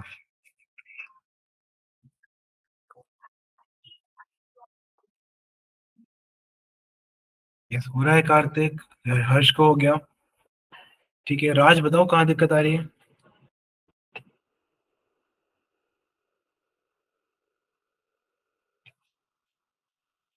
ओवरव्यू, ठीक है। देखो हम लोग क्या कर रहे हैं, हमारे पास जो ABCD के फॉर्म में एक पैटर्न आया था उसको ढूंढना था एक टेक्स्ट में। हमने क्या किया, इन सबको एक वैल्यू दे दी और हैश फंक्शन में इनको सिर्फ ऐड कर दिया आपस में। अब एडिशन से क्या हुआ, कोलिजन बहुत सारे होने लग गए, मतलब एक ही हैश वैल्यू है लेकिन अलग अलग पैटर्न्स हैं, जैसे कि ABCD का, ACDB का और ADBC, और इसी तरीके से बहुत सारे आप स्ट्रिंग्स बना सकते हो जिनकी हैश वैल्यू यही रहेगी। तो ऐसे हैश मैच करने के बाद भी हमें चेक करना पड़ रहा था कि वही स्ट्रिंग है कि नहीं है, यूनिक नहीं था हैश। तो हमने क्या देखा, फिर हमने देखा बाइनरी के अंदर क्या करते हैं हम लोग, 2 कैरेक्टर्स होते हैं और पावर ऑफ 2 कैलकुलेट करते हैं, इसमें बेस 2 के हिसाब से नंबर कैलकुलेट करते हैं। तो हमने देखा ये यूनिक होता है। अगर हमारा किसी का डेसिमल वैल्यू 2 है तो एग्जैक्टली 10 ही वहां पर आएगा, किसी भी और बाइनरी स्ट्रिंग की वैल्यू 2 नहीं हो सकती। फिर यही चीज हमने डेसिमल में देखी कि अगर कहीं पे हमारा 23 लिखा है और यहाँ पर भी 23 लिखा है तो वो सेम होगा, दो अलग अलग स्ट्रिंग्स की वैल्यू सेम नहीं आ रही थी। तो इससे हमने ये ऑब्जर्व किया कि अगर हमारा जो बेस है वो नंबर ऑफ कैरेक्टर्स के बराबर कर दे हम लोग और उसको एज ए नंबर कैलकुलेट कर लें, तो हमारे पास यूनिकनेस आ जाती है कि एक ही पैटर्न की वैल्यू और एक पर्टिकुलर हैश वैल्यू होगी, दो डिफरेंट पैटर्न्स की हैश वैल्यू सेम नहीं हो सकती। तो इसी को हमने देखने के लिए क्या किया, एक छोटा सा सिस्टम बनाया 4 लेटर्स का, ABCD। उसमें AAB हमारा पैटर्न आया, इसकी हमने हैश वैल्यू कैलकुलेट कर ली 22। फिर हमारा जो टेक्स्ट है वो यहाँ पर है, पहली विंडो में से हमने कैलकुलेट की हैश वैल्यू। अब इस हैश वैल्यू को हमें रोल कराना था, रोलिंग हैश कैलकुलेट करना था, मतलब अगली विंडो की जो हैश वैल्यू है उसको O ऑफ 1 में कैलकुलेट करना था। उसके लिए हमने क्या किया, यहाँ पे एक छोटा सा फॉर्मूला लगा के देखा। अगर हमारे पास ये नंबर है यहाँ पे, ये हमारे पास पैटर्न है, तो पहले 3 का हमने हैश वैल्यू कैलकुलेट करी जो ये थी। अगले की, इन तीनों की हैश वैल्यू जो नेक्स्ट हमारी विंडो है कैसे कैलकुलेट कर सकते हैं, इसमें से पहला नंबर जो x कंट्रीब्यूट कर रहा है उसको बाहर निकाल दो और जो t कंट्रीब्यूट कर रहा है उसको ऐड कर दो। तो 16x को बाहर निकाल दिया, t को ऐड कर दिया, बाकी सारे नंबर्स को 4 से मल्टीप्लाई कर दिया, क्योंकि अब सबकी पावर 4 से मतलब बढ़ जाएगी। जिसकी पावर 1 थी वो 2 हो जाएगी, जिसकी पावर 2 थी वो 3 हो जाएगी, इसलिए बेस से सबको मल्टीप्लाई कर दिया। तो ये बन गया 16y plus 4z plus t। और अगर आप अदरवाइज भी कैलकुलेट करोगे तो सेम वैल्यू हमारी आ गई थी 16y plus 4z plus t। तो हमने क्या किया, रोलिंग हैश कैलकुलेट कर लिया, पहले ऐसा हैश कैलकुलेट कर लिया जिसे यूनिक वैल्यूज आएंगी, फिर उसको रोल करा के देख लिया कि वो रोल कैसे कर सकता है। दैट्स इट, क्लियर हुआ? ओके, वेरी गुड, गुड, ठीक है। तो अब इसी तरीके से रोलिंग हैश कैलकुलेट करते जाएंगे और मैच करते जाएंगे। मैच हो गया अगर हमारा हैश फंक्शन, दैट्स इट, हमारा आंसर आ गया। अगर मैच नहीं हुआ तो खत्म, मतलब हमें वो स्ट्रिंग वहां पे नहीं मिली। इसकी टाइम कॉम्प्लेक्सिटी क्या होगी देख लेते हैं। अगर हमारे पास पैटर्न है पी साइज का और हमारे पास स्ट्रिंग है, मतलब टेक्स्ट है टी साइज का, एक बार आपको पैटर्न का हैश निकालना पड़ेगा, उसकी time complexity O of P होगी। अब टेक्स्ट के अंदर आप रोलिंग हैश कैलकुलेट करोगे तो एक ही बार ट्रैवर्स करोगे पूरे टेक्स्ट को, ओ ऑफ टी हो गया। तो total time complexity P plus T.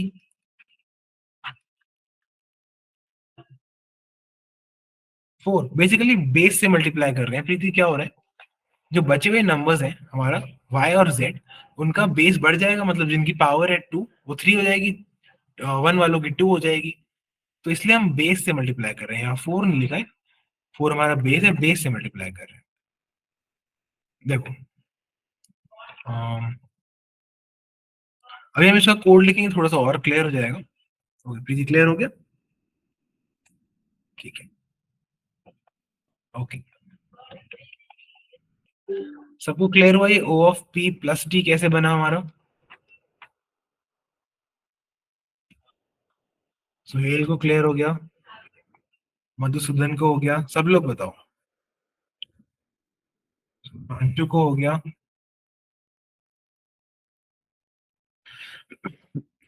Excuse me,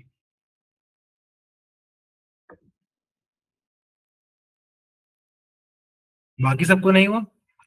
okay, हर्ष को हो गया, वेरी गुड। राज को हो गया, गुड। पारस को भी हो गया, वेरी गुड। ठीक है, तो हम क्या करते हैं, इसका कोड लिख लेते हैं। ठीक है, ज्यादा बड़ा कोड इसका नहीं है। क्या करेंगे,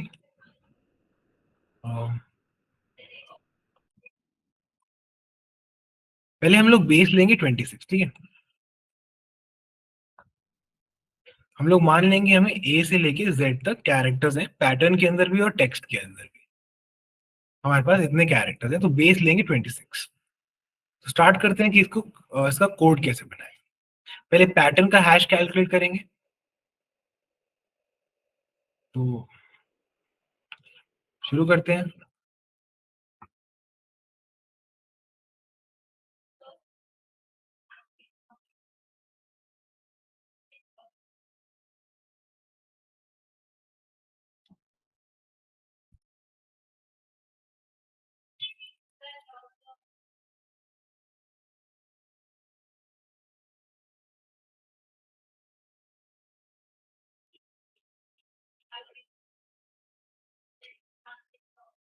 ओके, तो हमने मेन मेथड बना लिया है अपना। इसके अंदर क्या करेंगे, पैटर्न और स्ट्रिंग का इनपुट ले लेंगे।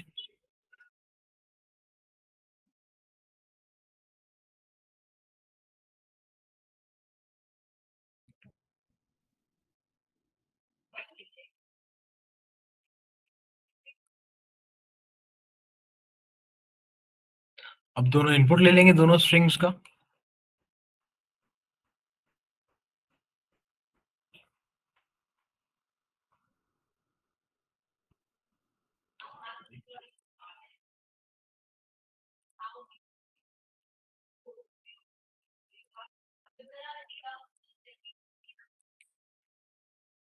दोनों स्ट्रिंग्स हमने इनपुट ले लिया, ये हमारा पैटर्न है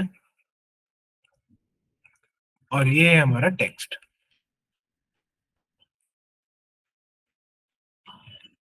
ठीक है, अब हम क्या करेंगे, पैटर्न का हैश वैल्यू कैलकुलेट कर लेते हैं।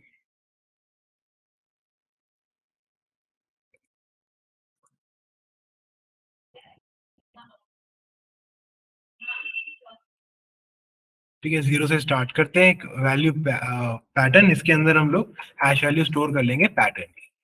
कैसे करेंगे, ध्यान से देखो। इसको आइट्रेट करना शुरू करते हैं S1 को।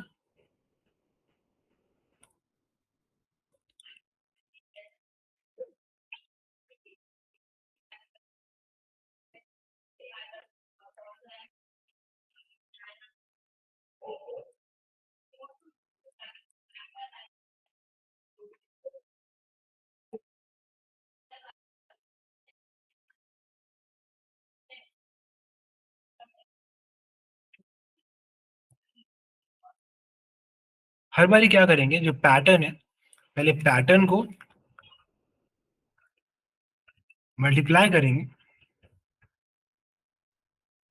26 से, ठीक है। तो जो करंट पैटर्न है उसको मल्टीप्लाई करेंगे 26 से, उसके बाद ऐड करेंगे पैटर्न में नया नंबर। नया नंबर क्या होगा, S1 डॉट कैर एट आई, एक लेटर निकालिए। अब इस लेटर को नंबर में कैसे कन्वर्ट करेंगे, माइनस ए प्लस वन, क्योंकि ए को हमने वन वैल्यू दी है, जीरो नहीं दिए, वन दिए।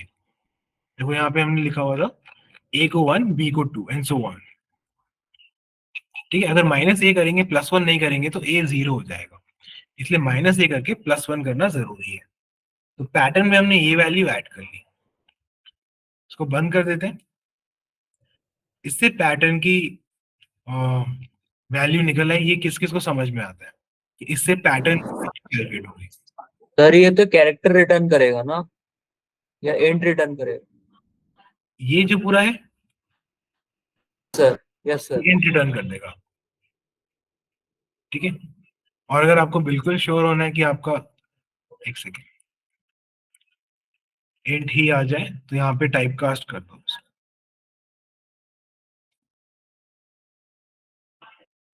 ठीक है।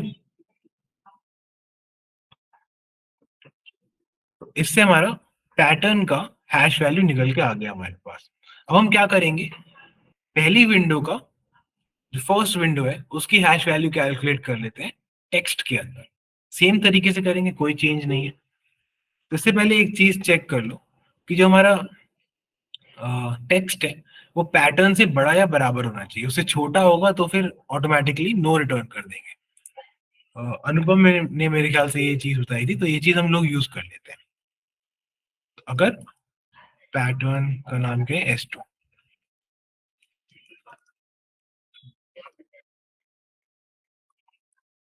अगर इसकी लेंथ कम है इससे तो ऑब्वियसली S1 नहीं मिल सकता S2 के अंदर, तो प्रिंट कर देते हैं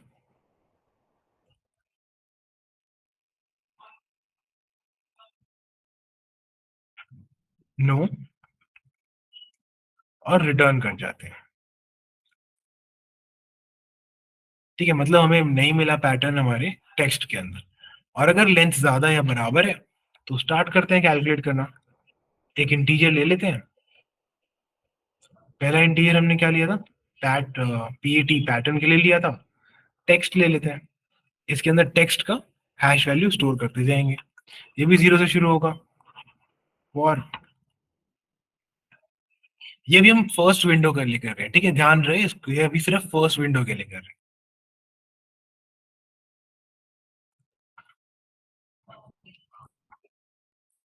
विंडो साइज S1 की लेंथ के बराबर होगा, तो यहाँ पे वही करना है जो हम पहले कर रहे थे, पहले इंटू 26 फिर नया कैरेक्टर ऐड।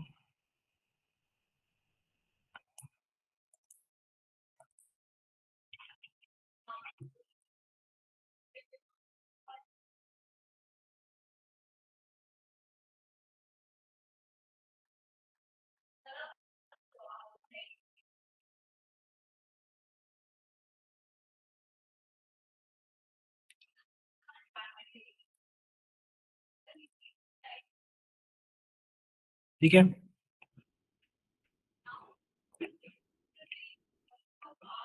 टेक्स्ट तो जीरो हुआ, टेक्स्ट,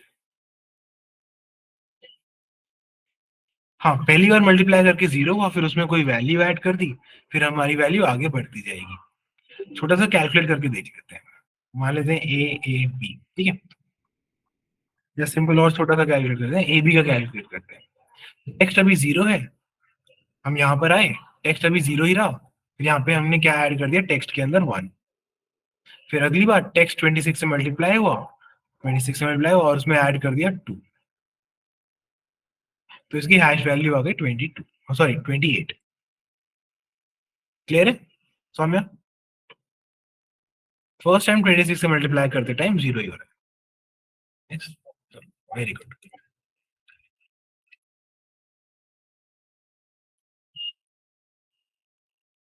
ठीक है। तो पहली विंडो आ गई, अब आगे बढ़ते हैं।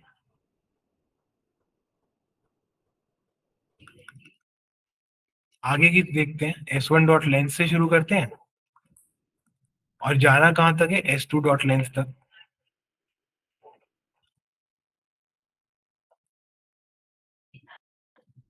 अब हर बार हमें क्या करना है, टेक्स्ट में से पहले नंबर का कंट्रीब्यूशन हटाना है और नए नंबर का कंट्रीब्यूशन ऐड करना है। ठीक है, देखते हैं कैसे करेंगे। अब पहले नंबर का कंट्रीब्यूशन कितना होगा, सबसे पहले हमें ये देखना होगा। अब पहले पहला नंबर होगा कौन सा, ये भी देखना होगा। पहला लेटर निकाल लेते हैं, विंडो के अंदर जो हमें हटा रहे हैं उस लेटर को निकाल लेते हैं। इससे पहले तो यही चेक कर लेते हैं कि कहीं बराबर तो नहीं हो गए। कभी भी टेक्स्ट और पैटर्न बराबर हो गए मतलब हमें मिल गया पैटर्न। तो यहाँ पे हम लोग प्रिंट कर देंगे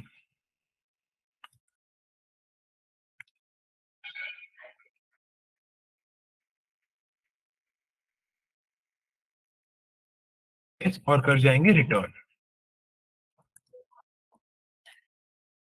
और अगर अभी पैटर्न और टेक्स्ट बराबर नहीं है तो एक नंबर को निकालेंगे, एक लेटर को विंडो से बाहर करेंगे और एक नए लेटर को विंडो के अंदर डालेंगे। कैसे करेंगे ये, एक लेटर को पहले बाहर निकालना है, वो लेटर देख लेते हैं कौन सा है। ठीक है, कौन सा होगा वो। अगर हम आयत पोजीशन पे हैं तो विंडो साइज है हमारा S1 डॉट लेंथ। देखो A A B B C, window size है हमारा 3।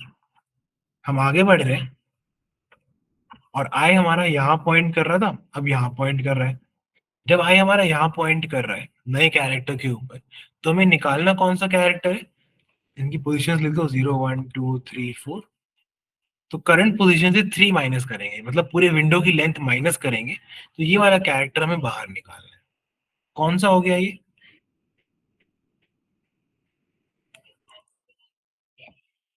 लोकेशन क्या हो गई इसकी, आई माइनस S1 डॉट लेंथ। तो ये हमारा कैरेक्टर निकल के आ गया।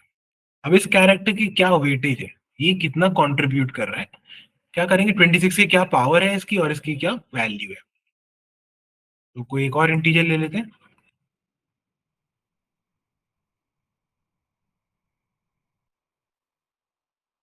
पहले जो कैरेक्टर निकल के आया उसकी वैल्यू निकाल लेते हैं।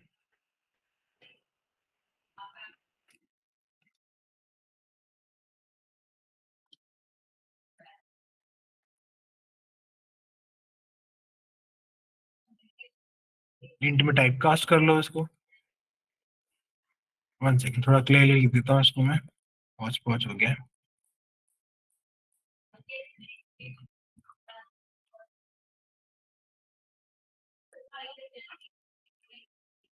ठीक है, इंट में टाइप कास्ट कर लिया इसको हमने। अब देखते हैं इसकी 26 की क्या पावर लगनी चाहिए।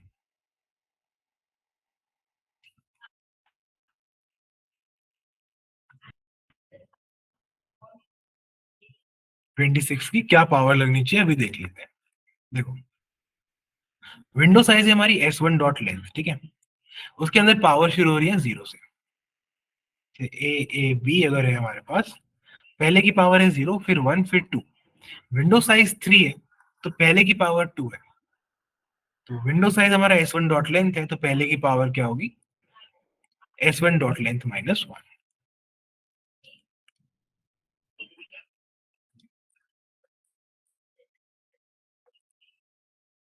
तो टेम्प हो गया कि पहले लेटर की कितनी हमारी क्या कंट्रीब्यूशन थी, तो वो हम लोग माइनस कर देंगे, सब्ट्रैक्ट कर देंगे टेक्स्ट में से।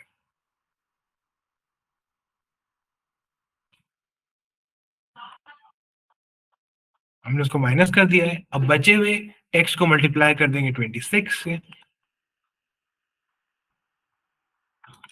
और लास्ट जो कैरेक्टर है, जो नया कैरेक्टर आया उसको इसमें ऐड कर देंगे।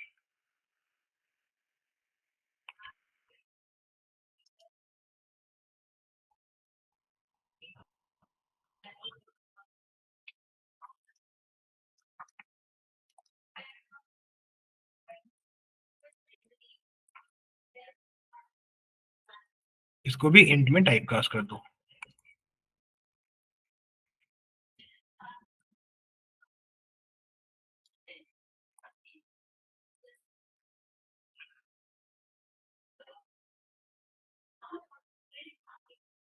दैट्स इट, लूप को बंद कर दो। मैं छोटा करके आपको दिखा देता हूँ, एक करके हर एक पार्ट को थोड़ा थोड़ा सा ओवरव्यू आपको दे देता हूँ, समझ में आ गया तो मेरे को बताते रहना। सबसे पहले क्या किया हमने, स्कैनर क्लास का ऑब्जेक्ट बना लिया, ठीक है।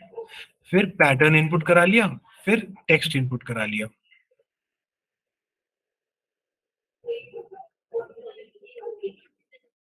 फिर पैटर्न को जीरो से शुरू किया, मतलब पैटर्न की हैश वैल्यू को, और यहाँ पे इस लूप के थ्रू पैटर्न की हैश वैल्यू कैलकुलेट करेगी, जो कि अभी हमने एक एग्जांपल भी देख लिया था। फिर हमने चेक किया कि जो दूसरी स्ट्रिंग है टेक्स्ट, क्या उसकी लेंथ कम है पैटर्न से, अगर ये ट्रू है तो हमें पैटर्न मिल ही नहीं सकता टेक्स्ट के अंदर, तो हमने नो प्रिंट करा दिया, रिटर्न करा दिया। फिर हम आगे आए, ये टेक्स्ट है, ये हमारा टेक्स्ट का हैश वैल्यू है, ठीक है, रोलिंग हैश है हमारा, जिसको हम अपडेट करते रहेंगे। फर्स्ट विंडो की हैश वैल्यू हमने कैलकुलेट करी, सेम तरीके से करी, जैसे पैटर्न की करी थी वैसे ही इसकी कर ली। फिर एक फॉर लूप चलाया और हमें रोलिंग हैश हम कैलकुलेट करते जा रहे हैं। कभी भी टेक्स्ट और पैटर्न अगर इक्वल हो गए तो हम यस प्रिंट कर देंगे और रिटर्न कर देंगे, मतलब हमें पैटर्न मिल गया है। फिर हम बाहर, इस इफ के बाहर आए, हमने क्या किया, जो कैरेक्टर हम हटाने वाले हैं उसको निकाला कि वो कौन सा कैरेक्टर है। S1 डॉट लेंथ की हमारी विंडो साइज थी, तो I minus S1 dot length से पहला कैरेक्टर निकाला और उसको CH में स्टोर कर लिया, ठीक है। उसके बाद एक टेम्प लिया, और जो टेम्प वेरिएबल है, पहले कैरेक्टर का क्या वैल्यू था, पहले कैरेक्टर की वजह से कितना नंबर कंट्रीब्यूट हो रहा था हमारे हैश वैल्यू में, वो कैलकुलेट करने लग गए। तो इससे हमने पहले कैरेक्टर को एक नंबर में कन्वर्ट कर दिया, और इससे उसकी 2 की पावर लगा दी, 26 की पावर लगा दी। आपस में इनको मल्टीप्लाई किया तो हमें पता चल गया कि पहले कैरेक्टर की वजह से कितना नंबर ऐड हो रहा था, उसको हमने टेम्प में डाल दिया। टेक्स्ट में से टेम्प को सब्ट्रैक्ट कर लिया, टेक्स्ट में से टेम्प को हटा दिया। इसके बाद क्या करना था, टेक्स्ट को 26 से मल्टीप्लाई किया, और फाइनली जो नया कैरेक्टर था आयत लोकेशन पे, उसको ऐड कर लिया टेक्स्ट के अंदर। जब ये हमने बार बार कर लिया तो हमें पता लग गया कि कभी टेक्स्ट और पैटर्न बराबर हुए या नहीं हुए, अगर हुए तो यस प्रिंट कर दिया, और अगर ये वाइल लूप खत्म हो गया तो हमें एक लास्ट बार चेक करना पड़ेगा अगर पैटर्न और टेक्स्ट बराबर हुए या नहीं हुए। ऐसा क्यों है, क्योंकि लास्ट आइटरेशन में जब टेक्स्ट अपडेट होगा फिर हम इस पार्ट पे दोबारा नहीं जाएंगे, हम सीधा बाहर आ जाएंगे। तो टेक्स्ट और पैटर्न अगर एंड में बराबर हुए तो प्रिंट कर देना यस,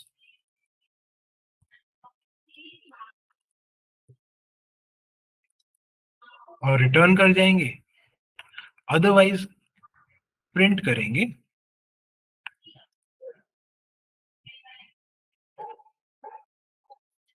नो। और यहाँ हमारा फंक्शन क्लोज हुआ और हमारा क्लास क्लोज हो गया।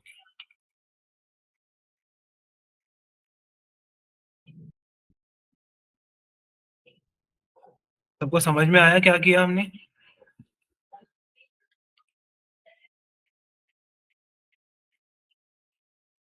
यस और नो, समझ में आया?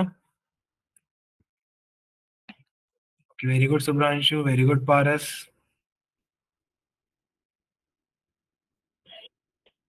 तो देखो, ये जो क्वेश्चन आएगा ना, इसमें कोई भी कंफ्यूजन नहीं होगी, ये आपको सिंपल आएगा, पैटर्न ढूंढो एक स्ट्रिंग के अंदर, खत्म। इसमें कोई घुमा के नहीं देख सकते, इसमें कोई कॉम्प्लिकेटेड चीज नहीं दे सकते आपको ज्यादा। तो अगर आप ये समझ लोगे तो सीधा ही आपका क्वेश्चन सॉल्व हो जाएगा। ए माइनस क्यों करा है मधुसूदन? देखो, अगर हमें कैरेक्टर्स को नंबर्स में कन्वर्ट करना है, ठीक है, ए को 1, बी को 2 एंड सो ऑन, तो इनकी कुछ एस्काई वैल्यूज होती हैं, ठीक है। अगर जो भी सी की एस्काई वैल्यू है उसमें से ए की एस्काई वैल्यू को माइनस कर देंगे तो क्या बचेगा? ये कंटिन्यूअस ही होती है लेकिन एस्काई वैल्यूज भी, तो हमारे पास बच जाएगा 2। मतलब ए में से ए माइनस करेंगे 0, बी में से ए माइनस करेंगे 1, सी में से ए माइनस करेंगे 2, बच जाएगा। फिर +1 क्यों करें? जिससे सी की वैल्यू 3 पे मैप हो सके, इसलिए हम -a+1 कर रहे हैं। क्लियर है मधुसूदन?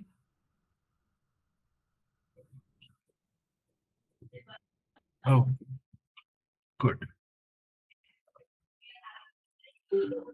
तो ये था हमारा कोड।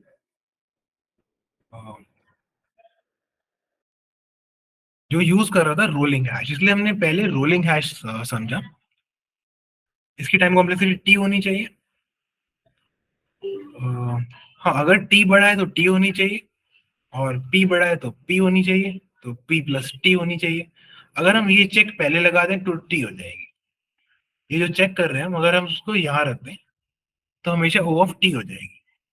कि टी अगर बड़ा होगा तभी हम कैलकुलेट करेंगे हैश, अदरवाइज नहीं करेंगे। हाँ, तो एक बार कैलकुलेट होगा तो ओ ऑफ पी होगा ना वो। एक बार तो ट्रैवर्स हो रहा है ना, पी अगर हमारा बहुत बड़ा हुआ पैटर्न तो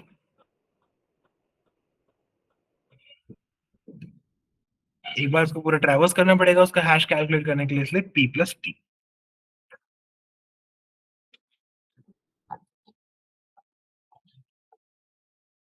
क्लियर हुआ शुभ्रांशु?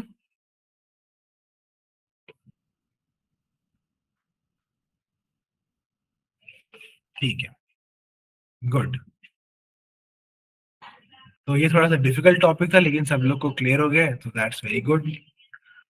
एक और एल्गोरिथम हम लोग देख लेंगे स्ट्रिंग मैचिंग का, जिसकी टाइम कॉम्प्लेक्सिटी सेम होगी ओ ऑफ टी प्लस पी। ठीक है, तो हम लोग एक चीज करते हैं, 10 मिनट्स का ब्रेक लेते हैं, एग्जैक्टली 10:32 पे फिर से कंटिन्यू करेंगे, और जो एक एल्गोरिथम हमारा बचा हुआ है उसको भी हम एक बार देख लेंगे। ठीक है, 10:32 पे एग्जैक्ट आ जाना, क्योंकि अगला एल्गोरिथम भी बहुत इंपॉर्टेंट है। इन दोनों में से कोई भी आप एक अच्छे से समझ लो, आपका काम हो जाएगा, क्योंकि टाइम कॉम्प्लेक्सिटी सेम है दोनों की। ओके, तो ब्रेक के बाद मिलते हैं। A few moments later. Continue करते हैं। I hope everyone is back. जो नेक्स्ट एल्गोरिथम हम लोग कवर करने वाले हैं वो है रेबिन कार्ड। सब लोग वापस आ गए तो यस टाइप कर दो, फिर हम लोग कंटिन्यू करते हैं।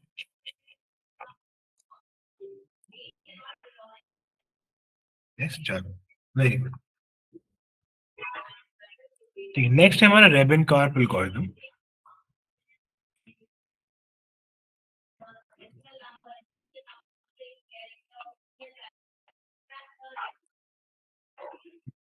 जो हमने ब्रूट फोर्स अप्रोच देखा था, हाँ मतलब सुनिए, केएमपी थी जो लास्ट वाली थी, वो केएमपी थी। अब हम देखेंगे रैबिट का। ठीक है, तो रेबिन कार्प के अंदर क्या हो रहा था, जब हमने ब्रूट फोर्स एल्गोरिथम देखा था तो उसमें प्रॉब्लम क्या आ रही थी, जो विंडो थी वो बार बार जस्ट नेक्स्ट से शुरू करना पड़ रही थी। कैसे?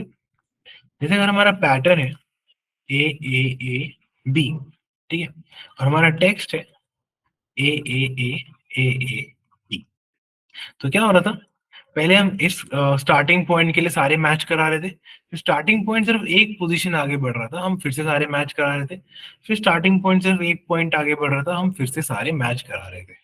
इसी वजह से time complexity O of T into P, मतलब इन दोनों की लेंथ का मल्टीप्लीकेशन तक पहुंच गई थी। हम इसमें क्या करेंगे, एक ऑप्टिमाइजेशन करेंगे। वर्स्ट केस तो इसका भी ओ ऑफ टी इंटू पी ही रहेगा।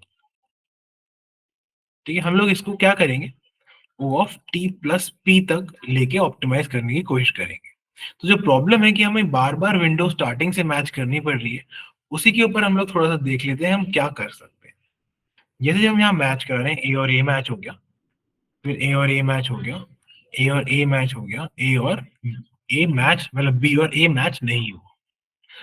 तो अब ये तीन ए जो है हमारे पास ऑलरेडी आ चुके हैं, ये नॉलेज है हमारे पास, लेकिन हम जब नाइव अप्रोच के अंदर फिर से चेक कर रहे थे, लेकिन हम क्या कर सकते हैं, इन तीन ए को एज इट इज मान सकते हैं कि यहाँ पर थे और यहाँ पर भी हैं, तो अगले से मैच कराना शुरू कर लेते हैं, फिर बी और ए मैच नहीं होगा, फिर हमारे पास नॉलेज होगी कि तीन ए यहाँ पर भी हैं और यहाँ पर भी हैं, फिर बी और बी मैच हो जाएगा। इसका मतलब ये है, हम लोग बार बार स्टार्टिंग से मैच नहीं करा रहे हैं। अगर कोई प्रीफिक्स या स्टार्टिंग पॉइंट है जो सेम आ रहे हैं, कुछ ऐसे कैरेक्टर्स हैं जो दोनों की स्टार्टिंग में सेम आ रहे हैं, तो उस नॉलेज के साथ हम लोग क्या करेंगे, उसके आगे से ही शुरू करेंगे ढूंढना, उसके पीछे से वापस पूरा पीछे नहीं जाएंगे। एक बार इसको ड्राई रन करके देख लेते हैं, फिर इसका कोड देखेंगे। ठीक है, ड्राई रन करने से थोड़ा सा एग्जैक्ट पता चल जाएगा कि हम लोग कर क्या रहे हैं। हमारा पैटर्न मान लेते हैं ए बी सी, ठीक है, और हमारा टेक्स्ट है A B T A B C.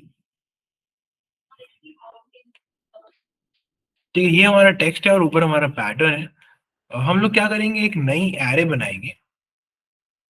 ठीक है, प्रीफिक्स वाली एरे है, ठीक है, लॉन्गेस्ट प्रीफिक्स सफिक्स। इस एरे का नाम है एलपीएस, मतलब लॉन्गेस्ट प्रीफिक्स सफिक्स। देख लेते हैं इसके साथ हम लोग करेंगे क्या। एलपीएस एरे क्या है, लॉन्गेस्ट प्रीफिक्स सफिक्स। एक बार इसको बना के देख लेते हैं। तो यहाँ पे 0 0 1 2 0, ये हमारे पैटर्न के ऊपर बनेगी। एक सेकंड, ऊपर ही बना लेते हैं जिससे क्लियर रहे। ये पैटर्न के ऊपर बनती है। यहाँ 0 0 1 1 0। ये कैसे बनेगी मैं आपको बता देता हूँ। स्टार्टिंग में तो आपको 0 डालना है, ठीक है। नेक्स्ट जब आप यहाँ पर आ गए, आपको देखना है कि कितना बड़ा प्रीफिक्स जो है वो उसके बराबर है। स्टार्टिंग में ए आया, ए और बी बराबर नहीं है, तो 0 लेंथ का प्रीफिक्स इसके बराबर है। अब हम आए ए पे। अब यहाँ तक कितना बड़ा प्रीफिक्स इसके बराबर है, ए से ए मैच कर गया तो 1 साइज का प्रीफिक्स इसके बराबर हो गया। यहाँ पे 1 नहीं आएगा, 2 आएगा। अब हमें देखना है, हम आए बी पे, हमें देखना है कितना बड़ा प्रीफिक्स इस सफिक्स के बराबर है। प्रीफिक्स और सफिक्स कितने बराबर है इसके। तो आप देखो, ए बी है यहाँ पे और ए बी है यहाँ पे, तो यही सफिक्स है, यही प्रीफिक्स है। तो सफिक्स हमारा 2 लेंथ का प्रीफिक्स बी है, तो यहाँ पे 2 हो गया। ठीक है, हम क्या देख रहे हैं, लॉन्गेस्ट प्रीफिक्स सफिक्स। प्रीफिक्स होता है जो पहले लगा होता है, सफिक्स होता है जो बाद में होता है। तो कितना बड़ा सफिक्स हम ऐसा ढूंढ सकते हैं जो प्रीफिक्स बी हो। तो ए बी हमारा लॉन्गेस्ट सफिक्स है जो प्रीफिक्स बी है। ठीक है, तो 2 हो गया। अब सी में देखो, कोई भी ऐसा आपको सफिक्स नहीं मिलेगा जो प्रीफिक्स बी हो, तो यहाँ पे 0 आ गया। तो ये बन गई हमारी एलपीएस। थोड़ा थोड़ा समझ में आया कि एलपीएस कैसे बनी, यस और नो।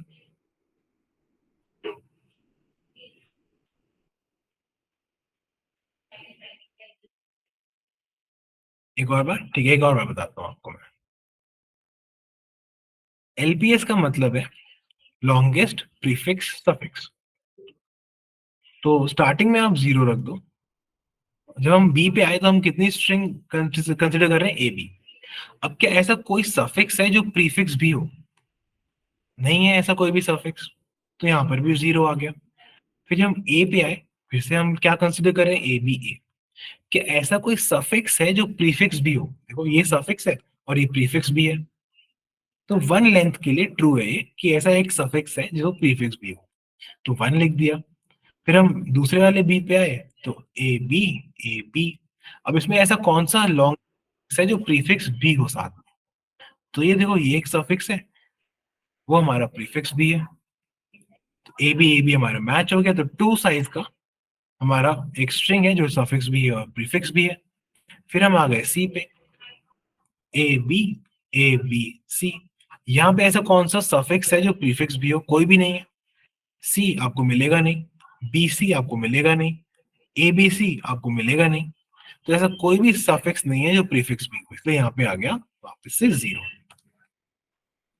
क्लियर हुआ।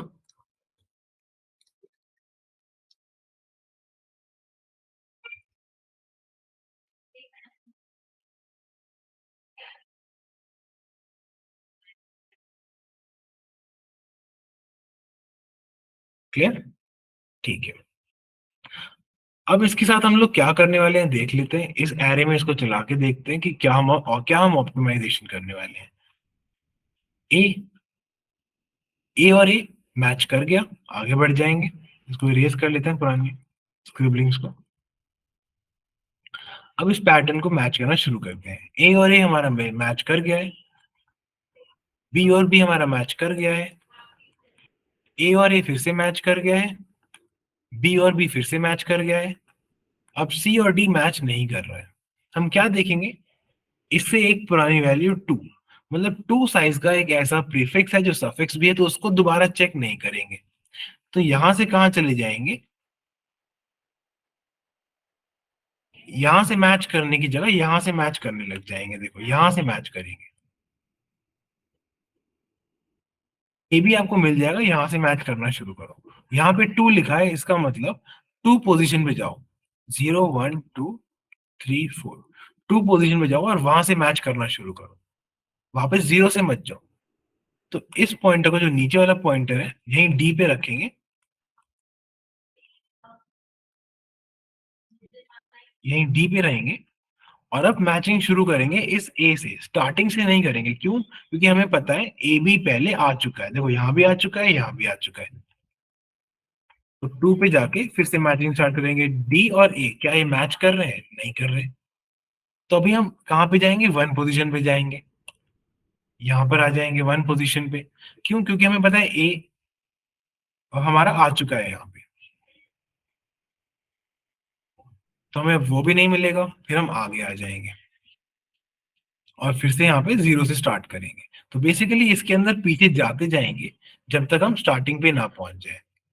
एक थोड़ा सा दूसरा एग्जाम्पल लेके थोड़ा सा और क्लियर हो जाएगा। एक्चुअली यहाँ पे ज्यादा फायदा नहीं हुआ, हमें मिला ही नहीं कुछ। एक छोटा सा दूसरा एग्जाम्पल लेते हैं, जैसे ए बी, और टेक्स्ट है हमारा 1 2 3 4 5 बी। ठीक है, इसका एलपीएस बना लेते हैं, 0 1 2 और फिर 0। ये हो गया हमारा एलपीएस। अब मैचिंग करना शुरू करते हैं। ए से मैच किया, ए मैच हो गया, ए से मैच हुआ ए से मैच हुआ ए। अब बी और ए आपस में मैच नहीं हुआ, तो क्या करेंगे? ये जो 2 है, 2 पोजीशन से मैच करना शुरू करो, यहां से मैच करना शुरू करो। ठीक है, यहां से मैच करना शुरू किया, ए और ए फिर से मैच हो गया, हम लोग आगे आ गए। बी और ए फिर से मैच नहीं हुआ, तो पीछे से मैच करना शुरू करेंगे। ए और ए मैच हो गया, फिर बी और बी भी मैच हो गया। तो आप लोग को समझ में आया, हम लोग बार बार स्टार्टिंग से शुरू नहीं कर रहे हैं, जितना हमारा सफिक्स और प्रीफिक्स कॉमन है उसके आगे से कर रहे हैं। क्योंकि प्रीफिक्स और सफिक्स कॉमन होने का मतलब है कि अभी अभी हमने उतने लेंथ का सेम स्ट्रिंग देखा है जो स्टार्टिंग में भी आपका अवेलेबल है, तो वो दोबारा चेक करने की जरूरत नहीं है, उसके आगे से चेक करो। ये चीज क्लियर हुई आप लोग को? सबको क्लियर है ये? थोड़ा थोड़ा सर क्लियर तो हो गया, बट एलपीएस में कैसे पीछे जा रहे हैं वो समझ में नहीं आ रहा। एक बार और एक्सप्लेन कर देता हूँ, कोई नहीं, ठीक है। और जिस चीज को थोड़ा सा क्लियर हो गया, एक बार मेरे को बता दो, फिर एक बार और एक्सप्लेन कर देता हूँ।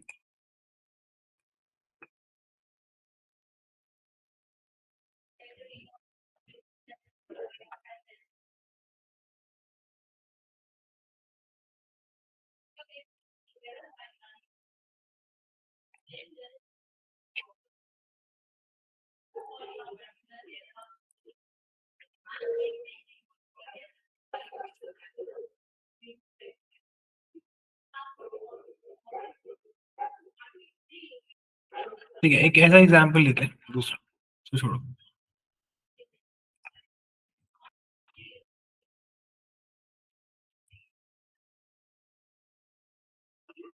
ठीक है, एक दूसरा एग्जाम्पल लेके देखते हैं कि कैसे चल रहा है। तो इसमें देखो, हमारे पास मान लेते हैं जो स्ट्रिंग मतलब टेक्स्ट है, वो है हमारे पास B A B C A B C A B A B A B D. और हमारे पास जो पैटर्न है वो है A B A B D. ठीक है, अब इसका एलपीएस बना लेते हैं, ये 0 ये 0 ये 1 ये 2 और फिर ये 0। शुरू करते हैं, फिर से एक बार ट्रैवर्स करना। ये रखा पॉइंटर, यहाँ पे रखा पॉइंटर, मैच कर गए, वेरी गुड। आगे आ गए, बी और बी मैच कर गए,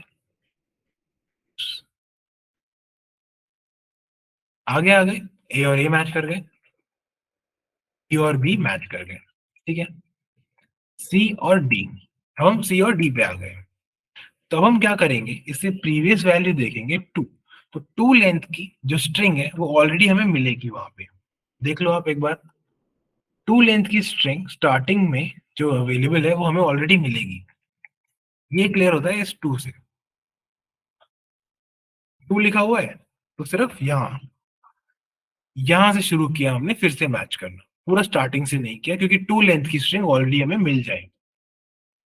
अब ए और सी मैच नहीं करा, ए और सी मैच नहीं करा, तो इसके पीछे देखो 0 लिखा है, अब हमें 0 लेंथ की स्ट्रिंग मिलेगी ऑलरेडी। इसके पीछे देखो, तो हम क्या करेंगे, फिर से बिल्कुल स्टार्टिंग से मैच करना शुरू करेंगे।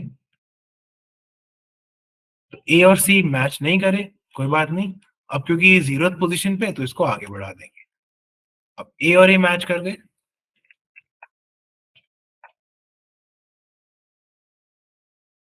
बी और बी मैच कर गए, सी और ए फिर मैच नहीं करे, तो इसके पीछे देखो 0 पे जाना है वापस, 0 से शुरू करो। सी और ए मैच नहीं करे, ठीक है, इसको आगे बढ़ा दो, नहीं मिला आपको पैटर्न। ए और ए मैच कर गया, बी और बी मैच कर गया, ए और ए मैच कर गया, बी और बी मैच कर गया। अब ए और डी मैच नहीं करा, तो सेकंड पोजीशन से ढूंढना शुरू करना है हमको कि 2 लेंथ की स्ट्रिंग ऑलरेडी हमें मिलेगी। ये देखो ऑलरेडी मिली हुई है यहाँ पे ए बी, तो इस ए से मैच करना शुरू करो। फिर ए और ए मैच कर गया, बी और बी मैच कर गया, डी और डी भी मैच कर गया। तो हमने फिर से स्टार्टिंग से शुरू नहीं करा मैच करना। अभी समझ में आया? एक बार ये एग्जाम्पल और सर। समझा दूं यहाँ पे। सुब्रांशु आया? यस सर, आ गया। Okay, very good. सब लोग को आया कि क्या कर रहे हैं हम?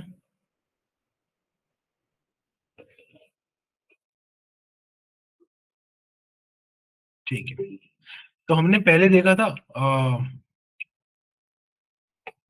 कौन कौन से दो हमने एल्गोरिथम देखे। ये हमारा केएमपी है, और पहले वाला, अच्छा उल्टा लिख दिया मैंने, ये हमारा केएमपी एल्गोरिथम है, पहले वाला रेबिन कार्प था।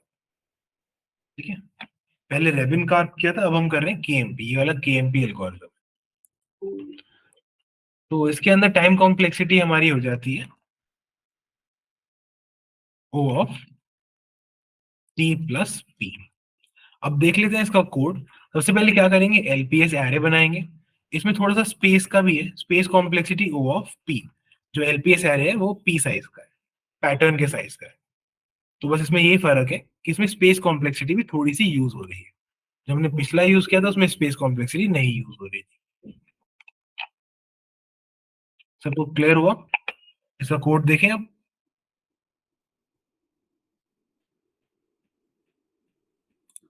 यस, ठीक है, चलो इसका कोड देख लेते हैं।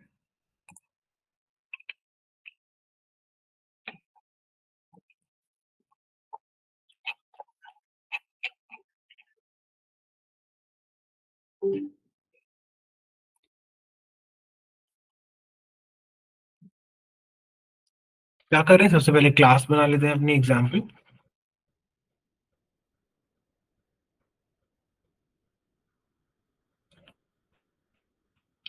मेन मेथड बना लेते हैं।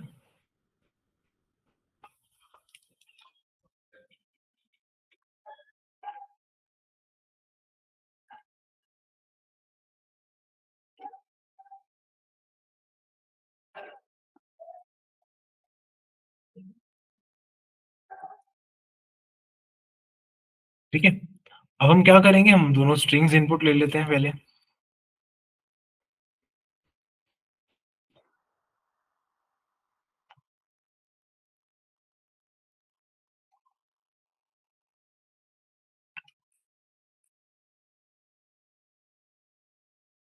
ठीक है,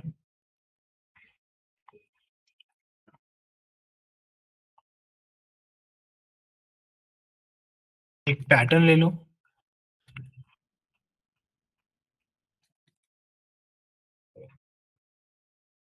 एक टेक्स्ट ले लेते हैं।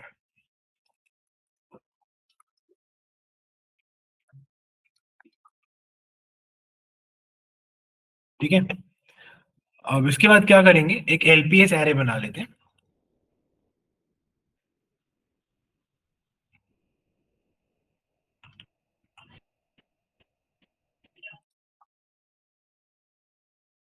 और इसका साइज क्या होगा, पैटर्न के साइज का।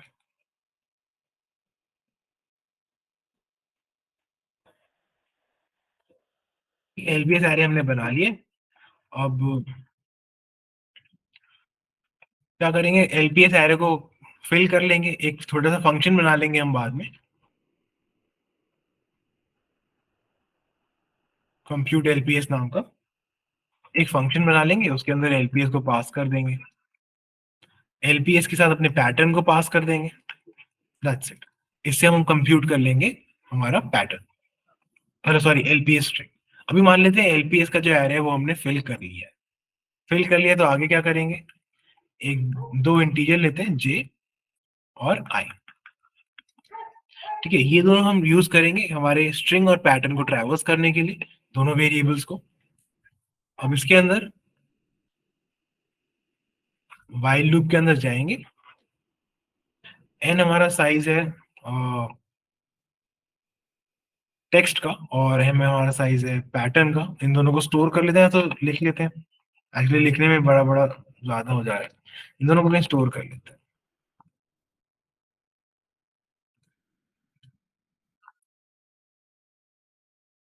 एन हमारा साइज है टेक्स्ट का,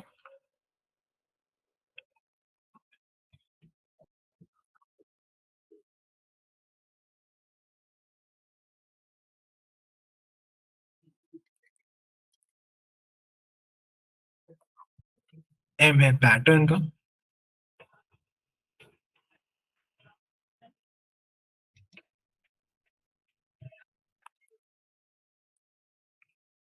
ठीक है। अब क्या करेंगे, व्हाइल लूप लगाते हैं, कब तक जाना है, जब तक हमारा आई एन माइनस आई बड़ा है या बराबर है एम माइनस जे के, ठीक है। अब अगर पैटर्न के अंदर कैर एट जे बराबर है टेक्स्ट के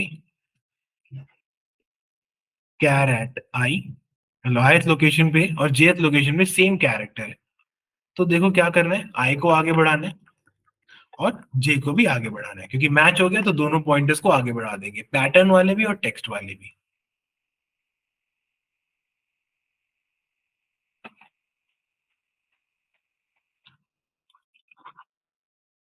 और अगर जो हमारा जे है वो एम के बराबर हो गया, ठीक है, तो इसका क्या मतलब है, पैटर्न मिल गया हमको, जे जो हमारा पॉइंटर है वो लास्ट तक आ चुका है, तो हम प्रिंट कर देंगे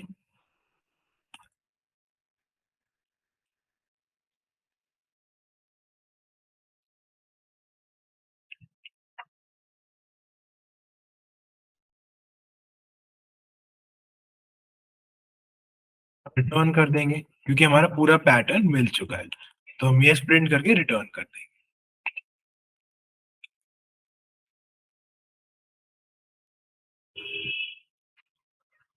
इसके बाद हम लोग क्या करेंगे,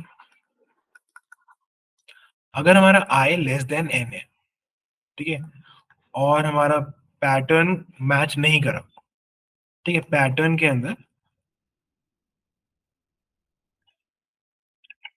जो jth इंडेक्स पे कैरेक्टर है वो मैच नहीं करता है आपके टेक्स्ट के ith इंडेक्स के कैरेक्टर के साथ,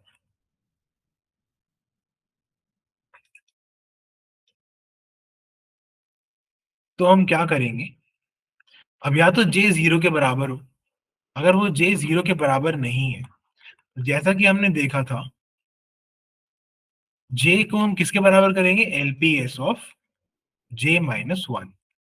देखो यहाँ पे फिर से देखते हैं इस एग्जाम्पल को कि ये हम कब कर रहे हैं, ये वाला स्टेप कब कर रहे हैं। जब हम यहाँ पे देख रहे थे और देखो यहाँ पे मैच नहीं कर रहा था डी के साथ ए बी सी, तो हम कहाँ वापस गए थे, टू लोकेशन में वापस लेके गए थे जे को स्टार्टिंग में वापस नहीं लेके गए थे, जे को लेके गए थे टू पे, मतलब यहाँ ए पे आ गया था जे, right.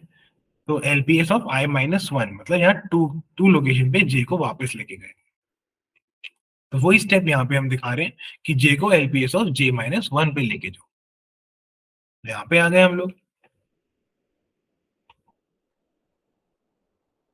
Otherwise else I equal to I plus one, ठीक है।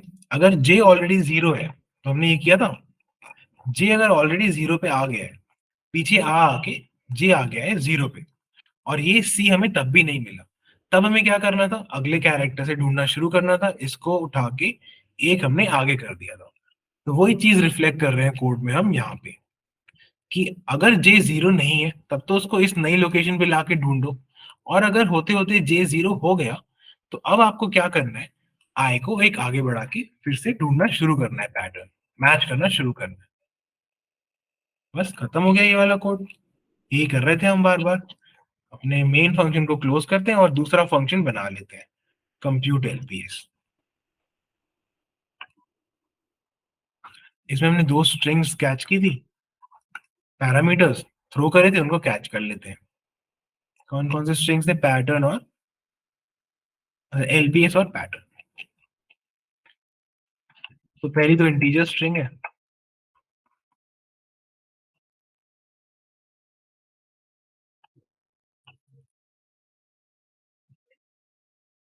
और दूसरी इंटीजर एरे है, दूसरा स्ट्रिंग है, पैटर्न। अब अपना कंप्यूट एलपीएस को कंप्लीट कर लेते हैं। एक इंटीजर ले लेते हैं लेंथ, एक ले लेते हैं आई।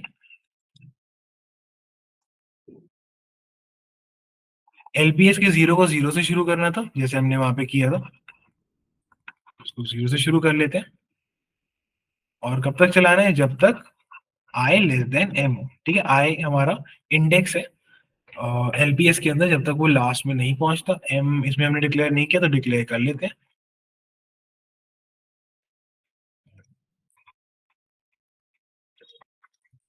एम हमारे पैटर्न का लेंथ है। हमें क्या करना है, अगर पैटर्न के नॉट कैर एट आई बराबर है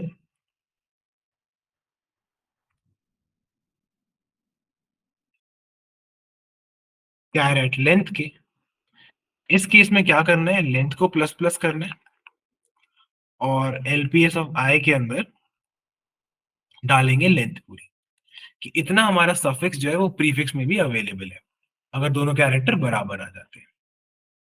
ठीक है, क्या कर रहे हैं हम लोग, देखो फिर से ऊपर जाके देखते हैं इसके अंदर। अगर हम यहाँ पर हैं, इस सेकंड बी पर हैं, ठीक है, हमारी लेंथ 2 हो चुकी होगी। देखो स्टार्टिंग से इसको आपको बना के दिखाता हूँ, A B C, A B D. ठीक है, स्टार्टिंग में हमने 0 रख दिया। अब इसको मैच करेंगे इससे, आई 1 हो जाएगा, लेंथ 0 ही रहेगा। इसको मैच करेंगे, मैच नहीं हुआ, यहाँ भी 0 आ गया। इससे ये मैच हो जाएगा, ए और ए मैच हो जाएगा, तो यहाँ पे 1 आ जाएगा, और लेंथ हो जाएगा 1। ठीक है, हमारा आई आगे बढ़ेगा, आई हमारा बी पे आ जाएगा। हम क्या करेंगे, बी इंडेक्स से लेंथ 1 है तो 1 पे मैच करेंगे। हाँ, अभी भी मैच हो रहा है, मैच हो रहा है, तो ये हो जाएगा लेंथ 2, कि 2 लेंथ का मैच हो रहा है, और यहाँ 2 लिख देंगे। फिर हम आएंगे डी पे। अब डी पे क्या सर्च करेंगे, यहां जाएंगे 0 1 2, क्या डी और ये मैच हो रहा है, नहीं हो रहा। अब यहाँ जाएंगे, क्या डी और बी मैच हो रहा है, नहीं हो रहा। फिर हम यहाँ जाएंगे 0 पे, क्या डी और ए मैच हो रहा है, नहीं हो रहा, तो 0 हम लोग यहाँ लिख देंगे। तो ये बन गया हमारा एलपीएस। इसी चीज को हम मिमिक कर रहे हैं अपने कोड के साथ नीचे यहाँ पे। तो एलपीएस ऑफ आई के अंदर लिख देंगे लेंथ, और आई को आई लेस देन एम का, हाँ, और आई को आगे बढ़ा देंगे। ठीक है, अब अगर ऐसा नहीं है, कैरेक्टर्स बराबर नहीं है, जैसे मैंने आपको बताया वही करेंगे। अगर हमारी लेंथ 0 हो चुकी है तब कुछ और, अगर लेंथ अभी 0 नहीं हुई है तो लेंथ को किसके बराबर रखेंगे, एलपीएस ऑफ लेंथ माइनस 1 के।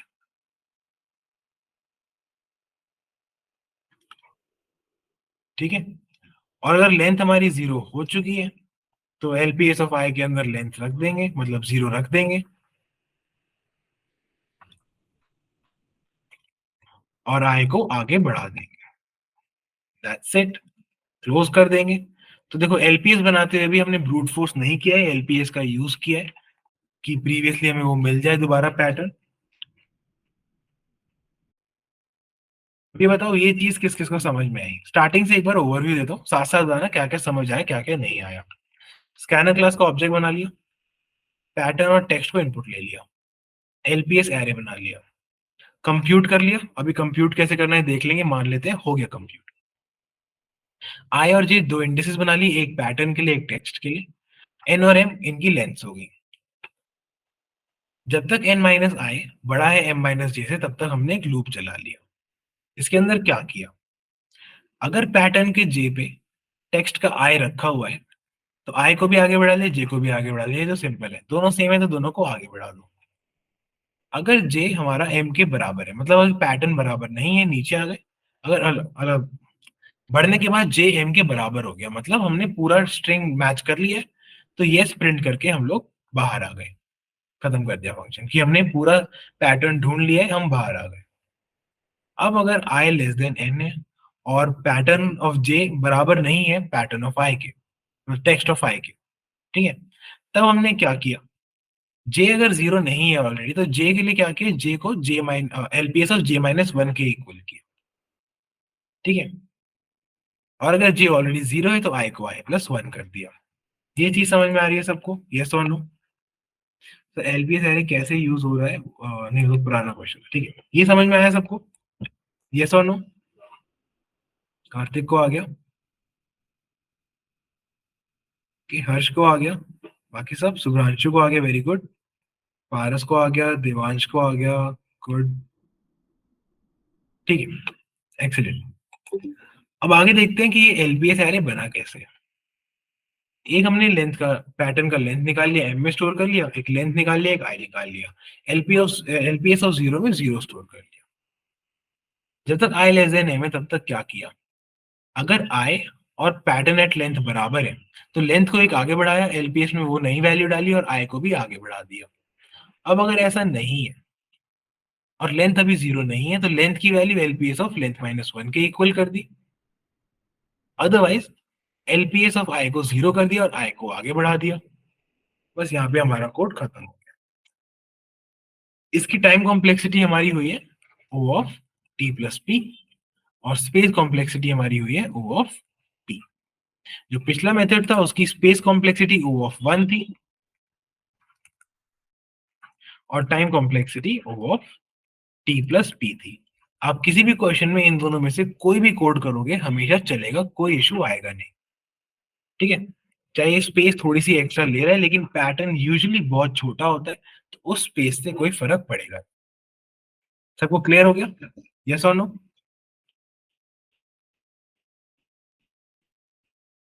यस, ठीक है, वेरी गुड। तो अभी 2 मिनट और रुको, ठीक है, 2 मिनट और लूंगा मैं आपके पास।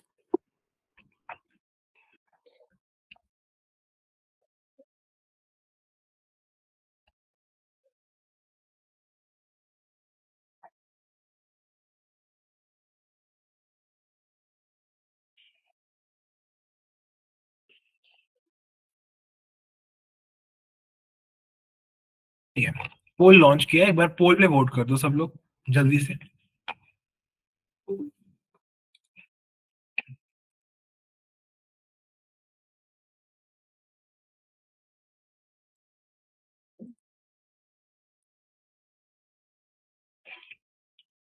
ठीक है, जो जो वोट कर चुका है वो लीव कर सकता है मीटिंग को।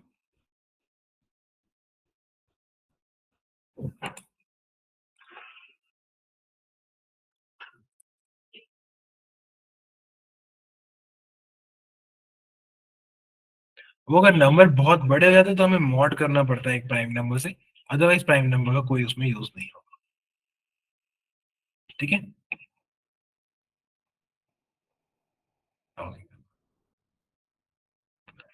Alright everyone, good night.